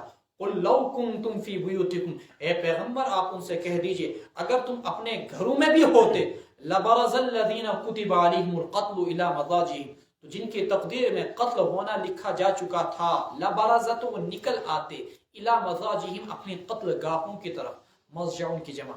ولیبتلی اللہ ما فی صدورکم، اور تاکہ اللہ تم کو آزماتے ہیں تمہیں اللہ تبارک و تعالیٰ ان چیزوں سے جو کچھ تمہارے دلوں میں ہے، وَلِيُمَحِّصَ مَا فِي قُلُوبِكُمْ، اور تاکہ اللہ پاک و صاف کریں ان چیزوں کو جو تمہارے دلوں میں ہیں. وَاللَّهُ عَلِيمٌ بِذَاتِ الصُّدُورِ، اللہ ہی دلوں کے احوال کو جاننے والے ہیں. تو مشرک، یہ منافقین کو باتیں بنانے کا موقع مل گیا. ہم نے پہلے بولا تھا مدینہ میں رہ کر مقابلہ کریں، ہماری بات سنی نہیں گئی، ہمارے بس اور اختیار میں کیا تھا، یہ لوگ نکل گئے اس لیے مارے گئے۔ معلوم ہوا کہ وہ موت کا تعلق کس سے جوڑ رہے تھے، میدان جنگ میں جانے سے۔ حالانکہ موت کا ایک اپنا فکس اور مقرر وقت ہوتا ہے، وہ انسان گھر میں ہو، میدان جنگ میں ہو، کہیں پر بھی ہو، وہ آ کے رہے گی۔ اگر نہیں ہوگی موت لکھی ہوئی تو میدان جنگ میں تلواروں کے سائے میں جانے کے باوجود موت نہیں آ سکتی، اور اگر لکھی ہوگی تو آرام دہ بستروں پر بھی آ سکتی ہے۔ لہذا منافقین کی بات غلط۔ ان الذين تولوا منكم يوم التقى الجمعان، بلا شبہ جن لوگوں نے روگردانی اختیار کی تم میں سے اس دن جس دن کی دونوں جماعتیں باہمی طور پر ٹکرائیں، انما استزلهم الشیطان ببعض ما كسبوا، یقیناً شیطان نے ان کے قدموں کو پھسلایا ان کے بعض حرکتوں کی وجہ سے۔ وَلَقَدْ عَفَى اللَّهُ عَنْهُمْ، اللہ نے ان کو معاف کر دیا تھا۔ ان اللہ غفور حلیم، یقیناً اللہ کی ذات بخشنے والی ہے، بڑی بردبار ہے۔ یا ایھا الذین آمنوا، اے ایمان والو، لا تکونوا کالذین کفروا، نہ ہو جانا ان لوگوں کی طرح جنہوں نے کفر کیا، وقالوا لاخوانہم، اور کہا انہوں نے اپنے بھائیوں کے متعلق، اذا ضربوا فی الارض، جبکہ وہ زمین میں سفر کرتے ہیں، او کانوا غزا، یا جب وہ مجاہد ہوتے ہیں، غازی ہوتے ہیں، اللہ کے راستے میں لڑ رہے ہوتے ہیں، لو کانوا عندنا ما ماتوا، اگر ہمارے پاس ہوتے تو نہ وہ مرتے، وما قتلوا، نہ مارے جاتے، لیجعل اللہ ذلک حسرۃ فی قلوبہم، تاکہ اس ارمان کو اللہ تعالیٰ ان کے دلوں میں حسرت کے طور پر رکھ دے۔ واللہ یحیی و یمیت، اللہ زندگی بھی دیتا ہے اور موت بھی دیتا ہے، اور اللہ تبارک و تعالیٰ دیکھ رہے ہیں جو کچھ تم کر رہے ہو۔ یہاں پر وہی بات آئی کہ ان منافقین نے اہل ایمان کے بارے میں باتیں کہی کہ اذا ضربوا فی الارض، جب وہ زمین میں سفر کرتے ہیں، او کانوا غزا، یا مجاہد ہوتے ہیں، تو کہتے ہیں کہ اگر ہمارے پاس ہوتے تو نہ مرتے۔ پھر وہی ہوا کہ موت کا تعلق کس چیز کے ساتھ جوڑ رہے ہیں، سفر کے ساتھ، جہاد کے ساتھ، قتال کے ساتھ، حالانکہ اس کا تعلق سفر اور جہاد کے ساتھ نہیں ہے۔ موت کا اپنا ایک فکس وقت ہے، وہ اپنے وقت پر آئے گی۔ لیجعل اللہ، اب کیا ہوتا ہے کہ ایسے کمزور ایمان والے اس موقع پر پھر پچھتاوا کرتے ہیں، ہائی یہ ایسے نہ درمت صبح کے یہ ایسے نہ مارا کے تھے، یہ صبح نہ نکلا ہوتا تمہارا نہ جاتا، آج ایسا گیری بیٹھوں چھٹی ایسے انترمس مارا نہ جاتا۔ اللہ تعالیٰ فرماتے ہیں کہ تمہارے اس پچھتانے اور حسرت اور افسوس سے تمہیں کچھ نہیں ہوگا۔ یہ پچھتانا، یہ حسرت، یہ افسوس، یہ ارمان کا اظہار، یہ تمہارے دلوں کے اندر خود اللہ کی طرف سے ایک سزا ہے۔ وہ تو اپنے وقت پر آ کر ہی رہے گی موت، لیکن یہ جو تم پچھتاوا کر رہے ہو، افسوس کا اظہار کر رہے ہو، یہ تمہارے دلوں کے اندر اللہ تعالیٰ کی طرف سے ایک دوگنی اور ڈبل سزا ہے۔ موت تو اپنے وقت ہی پر آئے گی، یہ حسرت بھی ان کے لیے ایک سزا ہے۔ وَلَئِن قُتِلْتُمْ فِي سَبِيلِ اللَّهِ، اس لیے اللہ نے کہا لِيَجْعَلَ اللَّهُ ذَلِكَ حَسْرَةً فِي قُلُوبِهِمْ، تاکہ اللہ تعالیٰ ان کو دلوں میں ایک حسرت رکھ دے۔ تو حسرت کا مطلب کیا ہے؟ سزا ہی ہے نا ان کے لیے۔ وَلَئِن قُتِلْتُمْ فِي سَبِيلِ اللَّهِ، اگر تم اللہ کے راستے میں مارے جاؤ، یہ شہید کیے جاؤ، او متم یا طبعی موت مر جاؤ، لمغفرۃ من اللہ، بہر صورت اللہ کی بخشش اور اللہ کی رحمت ہی بہتر ہے ان کے اس مال سے جسے وہ جمع کر رہے ہیں، خیر مما یجمعون۔ وَلَئِن مُتُّمْ، اور اگر تم انتقال کر جاؤ، او قتلتم، یا تم مارے جاؤ، بہر صورت لَإِلَى اللَّهِ تُحْشَرُونَ، سب کو کدھر اکٹھا کیا جائے گا؟ اللہ ہی کی طرف تم سب کو اکٹھا کیا جائے گا۔ فَبِمَا رَحْمَةٍ مِّنَ اللَّهِ، اتنی بڑی غلطی کے باوجود پہاڑ چھوٹ گیا، اللہ نے ان کو بہرحال معاف کر دیا۔ پیغمبر علیہ السلام نے ان کے مشورے پر عمل کیا۔ آپ کی تبییر آئی یہ تھی کہ مدینہ میں رہ کر مقابلہ کیا جائے، اور ہونا تو یہ چاہیے تھا کہ آپ علیہ السلام یہ کہتے کہ آئندہ میں ان سے مشورہ نہیں کروں گا۔ اللہ کہتے ہیں کہ نہیں، آپ اللہ کی رحمت سے اس جنگ میں شکست کے باوجود ان کو ڈانٹے نہ ڈپٹے نہ، ان کے لیے نرم ہو جائیں۔ کیوں؟ اگر آپ ان کو ڈانٹیں گے ڈپٹیں گے، یہ شکست کا دل ہو کر آپ سے دور ہو جائیں گے، اور آپ آئندہ بھی اسی طریقے سے ان سے مشورے کرتے رہیں، آپ ان کی دل شکنی نہ کریں۔ فَبِمَا رَحْمَةٍ مِّنَ اللَّهِ لِنتَ لَهُمْ، بس آپ اللہ کی رحمت سے ان کے لیے نرم ہو گئے۔ وَلَوْ كُنْتَ فَظًّا، اس کی جمع فظاظ آتی ہے، اگر آپ ان کے لیے تندخو ہو جائیں، غلیظ القلب، سخت دل والے، درشت مزاج، سخت دل والے، لن فضوا من حولک، تو وہ آپ کے ارد گرد سے بھاگ جائیں، انفضا انفزاز، بھاگ جائیں، ٹھیک ہے کہ نہیں؟ فاعف عنہم، آپ ان کو معاف کر دیں، واستغفر لہم، اور ان کے لیے اللہ سے معافی مانگیں، وشاورہم فی الامر، اور معاملات میں ان سے مشورہ کریں، فاذا عزمت فتوکل علی اللہ، پھر جب آپ پکا ارادہ کر لیں تو اللہ کی ذات پر بھروسہ کر لیں، ان اللہ یحب المتوکلین، یقیناً اللہ توکل کرنے والوں پر بھروسہ کرتے ہیں۔ مشورے کی شریعت کے اندر کیا اہمیت ہے، اس کے ذیل میں معارف القرآن میں تقریباً 10 سے 20 صفحات لکھے گئے ہیں، اور شورا کی کیا حیثیت ہے، اسلام کے اندر نظام حکومت کس انداز سے چلنا چاہیے شورا کے ذریعے سے، اس کی کیا حیثیت ہے، مشورے کی کیا حیثیت ہے، معارف القرآن میں 10 سے 20 صفحات دیے گئے ہیں، اس تفصیل کو آپ وہاں پر دیکھ سکتے ہیں۔ یہاں قلت وقت کی وجہ سے ان ساری چیزوں کو بیان کرنا ناممکن ہے تقریباً۔ ان ینصرکم اللہ فلا غالب لکم، اگر اللہ تمہاری مدد کرے، فلا غالب لکم، تو پھر تم پر کوئی بھی غالب نہیں آ سکتا، وَإِن يَخْذُلْكُمْ، اور اگر اللہ ہی تم کو رسوا کر دے، فَمَنْ ذَا الَّذِي يَنْصُرُكُمْ مِنْ بَعْدِهِ، تو پھر کون ہے جو اللہ کے بعد تمہاری مدد کر سکے، وَعَلَى اللَّهِ فَلْيَتَوَكَّلِ الْمُؤْمِنُونَ، اور اللہ ہی کے ذات پر اہل ایمان کو بھروسہ رکھنا چاہیے۔ وَمَا كَانَ لِنَبِيٍّ أَن يَغُلَّ، پیغمبر کے لیے ہرگز یہ زیبا نہیں کہ وہ مال غنیمت کے اندر خیانت کرے۔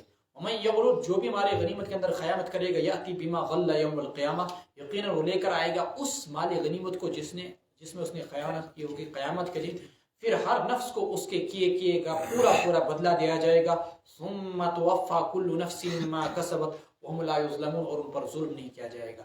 اس آیت کے شان نزول اور مطلب بیانے میں متعدد چیزیں بیان کی جاتی ہیں، چونکہ بہت سارے صحابہ جبل رومات سے اتر کر نیچے میدان جنگ کے اندر مال غنیمت کو سمیٹنے میں مشغول ہو گئے تھے۔ اللہ نے اسی پر صحابہ کو ایک قسم کی تنبیہ فرمائی، مال غنیمت کہیں نہیں جاتا، کیا تمہیں ڈر لگ رہا ہے کہ یہ پیغمبر اس مال غنیمت میں کسی بھی قسم کی خیانت کر کے خود رکھ لیتا؟ ایسا کچھ بھی نہیں تھا، تمہیں مال غنیمت کی خاطر قبل از وقت پہاڑی سے نہیں اترنا چاہیے تھا۔ آج یہ مطلب اس کو قرار دیا گیا ہے۔ ایک مطلب یہ بھی قرار دیا گیا ہے کہ جنگ کے میدان میں ایک چادر گم ہو گئی، اب تحقیق چلی بھائی کس نے لی، کسی بدنصیب نے یہ جملہ کہہ دیا کہ کہیں اللہ کے رسول نے تو نہیں لی ہو، اس پر یہ آیت اتری، وما کان لنبی ان یغل ومن یغل یأتی بما غل یوم القیامہ۔ مال غنیمت کے اندر خیانت اتنا بڑا جرم ہے کہ رسول اکرم صلی اللہ علیہ وسلم کے پاس ایک صحابی آئے غزوہ خیبر کے موقع پر، جب آپ نے کہا کہ جس نے مال غنیمت میں سے چھوٹی سی بھی چیز لی اس کے لیے دوزخ ہے، تو وہ لے کر آئے 2 تسمے اپنے جوتے کے، کہ یا رسول اللہ میں نے اپنے جوتے کو باندھنے کے لیے لیے تھے۔ آپ نے کہا تھا بغیر تقسیم غنیمت کے تم نے یہ مال کیوں لیا؟ شراک من نار اور شراکان من نار، یہ دوزخ کے 2 تسمے، وہی لے کے آنا۔ ایک اور صحابی آئے، پنگوٹ تو آپ سمجھتے ہیں نا، دھاگے کا وہ ڈبہ سا جو ہوتا ہے یا گولا سا ہوتا ہے، دھاگے کا گولا، وہ لے کے آیا، یا رسول اللہ میں نے یہ کپڑے سلنے کے لیے لیا تھا۔ آپ نے کہا قیامت کے دن لے کر آنا، میں کس کو یہ تقسیم کروں؟ وہ تمام تر ادارے، وہ مساجد کی متولیہ ہوں، ٹرسٹ کے ذمہ داران ہوں، یا اسی طریقے سے یتیم فنڈ چلانے والے ہوں یا مدارس چلانے والے ہوں، جو امت کی مجموعی زکوٰۃ کو جمع کرتے ہیں اور جس مال کے اندر امت کا مجموعی حق ہوتا ہے وہ کہیں پر بھی، انہیں ڈرنا چاہیے کہ اس کے اندر خیانت اتنا بھیانک اور بدترین جرم ہے کہ اس کی نجات بہت ناممکن ہے۔ افمن اتبع رضوان اللہ، بھلا وہ شخص جس نے اللہ کی خوشنودگی کی پیروی کی، کمن باء بسخط من اللہ، کیا وہ اس کی طرح ہو سکتا ہے جس نے اللہ کے غضب، جو اللہ کے ناراضگی کا مستحق ہو گیا، ومأواہ جہنم، اور اس کا ٹھکانہ دوزخ ہے، وبئس المصیر، اور وہ بدترین ٹھکانہ ہے۔ ہم درجات عند اللہ، یہ لوگ ہیں ان کے مختلف درجات ہیں اللہ کے یہاں، واللہ بصیر بما یعملون، جو کچھ وہ کر رہے ہیں اللہ اسے دیکھ رہے ہیں۔ لقد من اللہ علی المؤمنین، اے اہل ایمان تم دل شکستہ نہ ہونا، اللہ نے اہل ایمان پر احسان کیا جب ان کے درمیان ایک پیغمبر کو بھیجا جو انہی میں سے تھا، یتلو علیہم آیاتہ، جو ان کے سامنے اللہ کی آیتوں کو پڑھ کر سناتا ہے، ویزکیہم، ان کے قلوب کا تزکیہ کرتا ہے، پاک و صاف کرتا ہے انہیں، ویعلمہم الکتاب، ان کو کتاب اور دانائی کی باتوں کی تعلیم دیتا ہے، وان کانوا من قبل لفی ضلال مبین، اگرچہ وہ اس سے پہلے کھلم کھلا گمراہی میں تھے۔ یہ اللہ تبارک و تعالیٰ کا سب سے بڑا احسان ہے، ورنہ آج ہم نہ معلوم کتنے سکھوں کی اولاد میں سے ہوتے، کتنے چوڑے اور چماروں کے گھروں میں اس وقت ہوتے، اور کس طریقے سے بتوں کے سامنے اپنے سر رکھ رہے ہوتے، کیسے حرام خوری، سود خوری اور رشوت میں مبتلا ہوتے۔ اس پیغمبر نبی الزمان آخر الزمان صلی اللہ علیہ وسلم نے آخر ہمیں حق اور باطل کے درمیان امتیاز اور فرق کرنا سکھایا۔ اس کی تفصیلات مفصل سورہ بقرہ میں گزری ہیں۔ بتایا تھا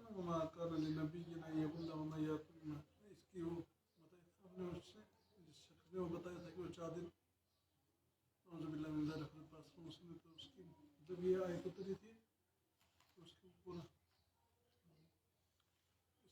دو شان نزول بیان کیے. تو قرآن کریم میں اللہ کے رسول علیہ السلام کی باضابطہ صفائی بیان کی کہ پیغمبر ہرگز کسی بھی قسم کی مال غنیمت کے اندر خیانت نہیں کر سکتا ہے. یہ کسی نے ایک قسم کا شبہ ظاہر کیا تھا کہ اللہ کے رسول نے تو نہ دی ہو, اسی پر قرآن نے تردید کی. اولما اصابتکم مصیبۃ قد اصبتم مثلیها قلتم ان هذا قل هو من عند انفسکم ان اللہ علی کل شیء قدیر. اے مسلمانوں, اولما اصابتکم مصیبۃ, جب لما اصابتکم مصیبۃ, جب تم اس مصیبت سے دوچار ہوئے, لما اصابتکم مصیبۃ, جب تم اس مصیبت سے دوچار ہوئے, قد اصبتم مثلیها, جس مصیبت کا دوگنا تم پہلے ان کو پہنچا چکے تھے. ترجمہ دیکھیں تھوڑا سا. اولما اصابتکم مصیبۃ, اے مسلمانوں, لما اصابتکم, جب تم اس مصیبت سے دوچار ہوئے, قد اصبتم مثلیها, جس مصیبت کا دوگنا تم ان کو پہلے پہنچا چکے تھے. ٹھیک ہے کہ نہیں؟ ان کے تو 70 قید بھی ہوئے تھے, 70 مارے بھی گئے تھے. تو تم آج کہنے لگے قلتم انا ھذا, یہ مصیبت کہاں سے آ گئی؟ قل هو من عند انفسکم, آپ کہہ دیجئے کہ یہ تمہاری طرف سے آئی. کیوں؟ اللہ کے رسول نے کہا تھا کہ پہاڑی سے نہ ہٹنا, تم ہٹ گئے. تمہیں اللہ کے رسول آوازیں دے رہے تھے, تم نے اللہ کے رسول کی آواز کو نہ سنا. تمہیں کہا گیا تھا کہ مال غنیمت کے پیچھے ابتدا نہیں نہ پڑنا, مال غنیمت کے پیچھے پڑ گئے. اس لیے اس شکست کا سبب بھی تم ہی بنے. ان اللہ علی کل شیء قدیر. لیکن بار بار کہہ رہا ہوں, اللہ نے صحابہ کی ساری غلطیوں کو معاف کر دیا. اب ہمیں کوئی حق نہیں بنتا کہ صحابہ کے بارے میں کسی بھی قسم کی زبان درازی کریں. سر ایک بار سر ہم نے یہ پڑھا ہے سر, یہ مال غنیمت کے بارے میں, یہ جب خالد بن ولید نے لگائے تھے ان کو, وہاں سے آئے تھے, اس وقت تو مسلمان نہیں تھے, انہوں نے ہارا دیا نا ان کو. یہ مال غنیمت سر اس بارے میں یہ نہیں گئے تھے, یہ خوشیاں منانے گئے, ان سے ہمارے کامیابی ہو گئی. یہ مطلب خوشی کے لحاظ سے وہاں آئے, اب ہم جیت گئے, وہ وہاں سے آگے. یہ مال غنیمت کا مطلب یہ وعدہ بھی ہو چکا تھا, فیصلہ یہ مال غنیمت سب کو ملے گا, یہ اس کے پیچھے نہیں پڑے. اللہ عالم میں بھی اگر یہ تفسیر تو بہت اچھی ہے, لیکن چونکہ قرآن میں پیچھے ایک جگہ ہے وَمِنْكُم مَن يُرِيدُ الدُّنْيَا وَمِنْكُم مَن يُرِيدُ الْآخِرَةَ, اس کی وجہ سے مال غنیمت کا ہی بہت سے یہ سیرت نگاروں نے زیادہ اس میں کون سا لکھا ہے, مال غنیمت. لیکن اگر یہ تفسیر و تعویل کی جائے جو آپ کہہ رہے ہیں, اس میں تو صحابہ کرام رضوان اللہ تعالی اجمعین کی مزید عفت اور پاکدامنی کو بیان کیا جائے تو زیادہ اچھی. وما اصابکم یوم التقى الجمعان فباذن اللہ وليعلم المؤمنین. وما اصابکم, اور تمہیں جو کچھ مصیبت پہنچی اس دن, التقى الجمعان, جس دن کی دونوں فوجوں کے درمیان مدبھیڑ ہوئی, فباذن اللہ, تو اللہ کے حکم سے ہوا, اور تاکہ اللہ اہل ایمان کو جان جائیں, وَلِيَعْلَمَ الَّذِينَ نَافَقُوا, اور تاکہ جان جائے ان لوگوں کو جنہوں نے منافقت اختیار کی. تو اللہ پہلے جانتے تھے, لیکن مطلب کیا ہوتا ہے, اس عالمہ کا ظاہر کرے, کیا کرے, سب کو پتہ چل جائے. وَقِيلَ لَهُمْ, اور ان منافقین سے کہا گیا, تعالو, آؤ, قاتلوا فی سبیل اللہ, اللہ کے راستے میں لڑو, او ادفعوا, یا تم دفاع ہی کرو, اللہ کے راستے میں لڑو یا دفاع ہی کرو. دفاع کا مطلب یہ ہے کہ مسلمانوں کی جماعت میں شریک رہو, تاکہ کم سے کم اس کے ذریعے سے کافروں پر کیا پڑے, ایک رعب پڑے. قالوا لو نعلم قتالا لاتبعناکم, تو کہا انہوں نے, لو نعلم قتالا لاتبعناکم, اگر ہم اسے جنگ سمجھتے تو ہم تمہارے ساتھ آ جاتے. وہ یہ کہتے تھے کہ یہاں تو کوئی مقابلہ ہی نہیں, مسلمان ادھر سے 700 اور کفار ادھر سے 3000, یہ تو کوئی جنگ ہی نہیں.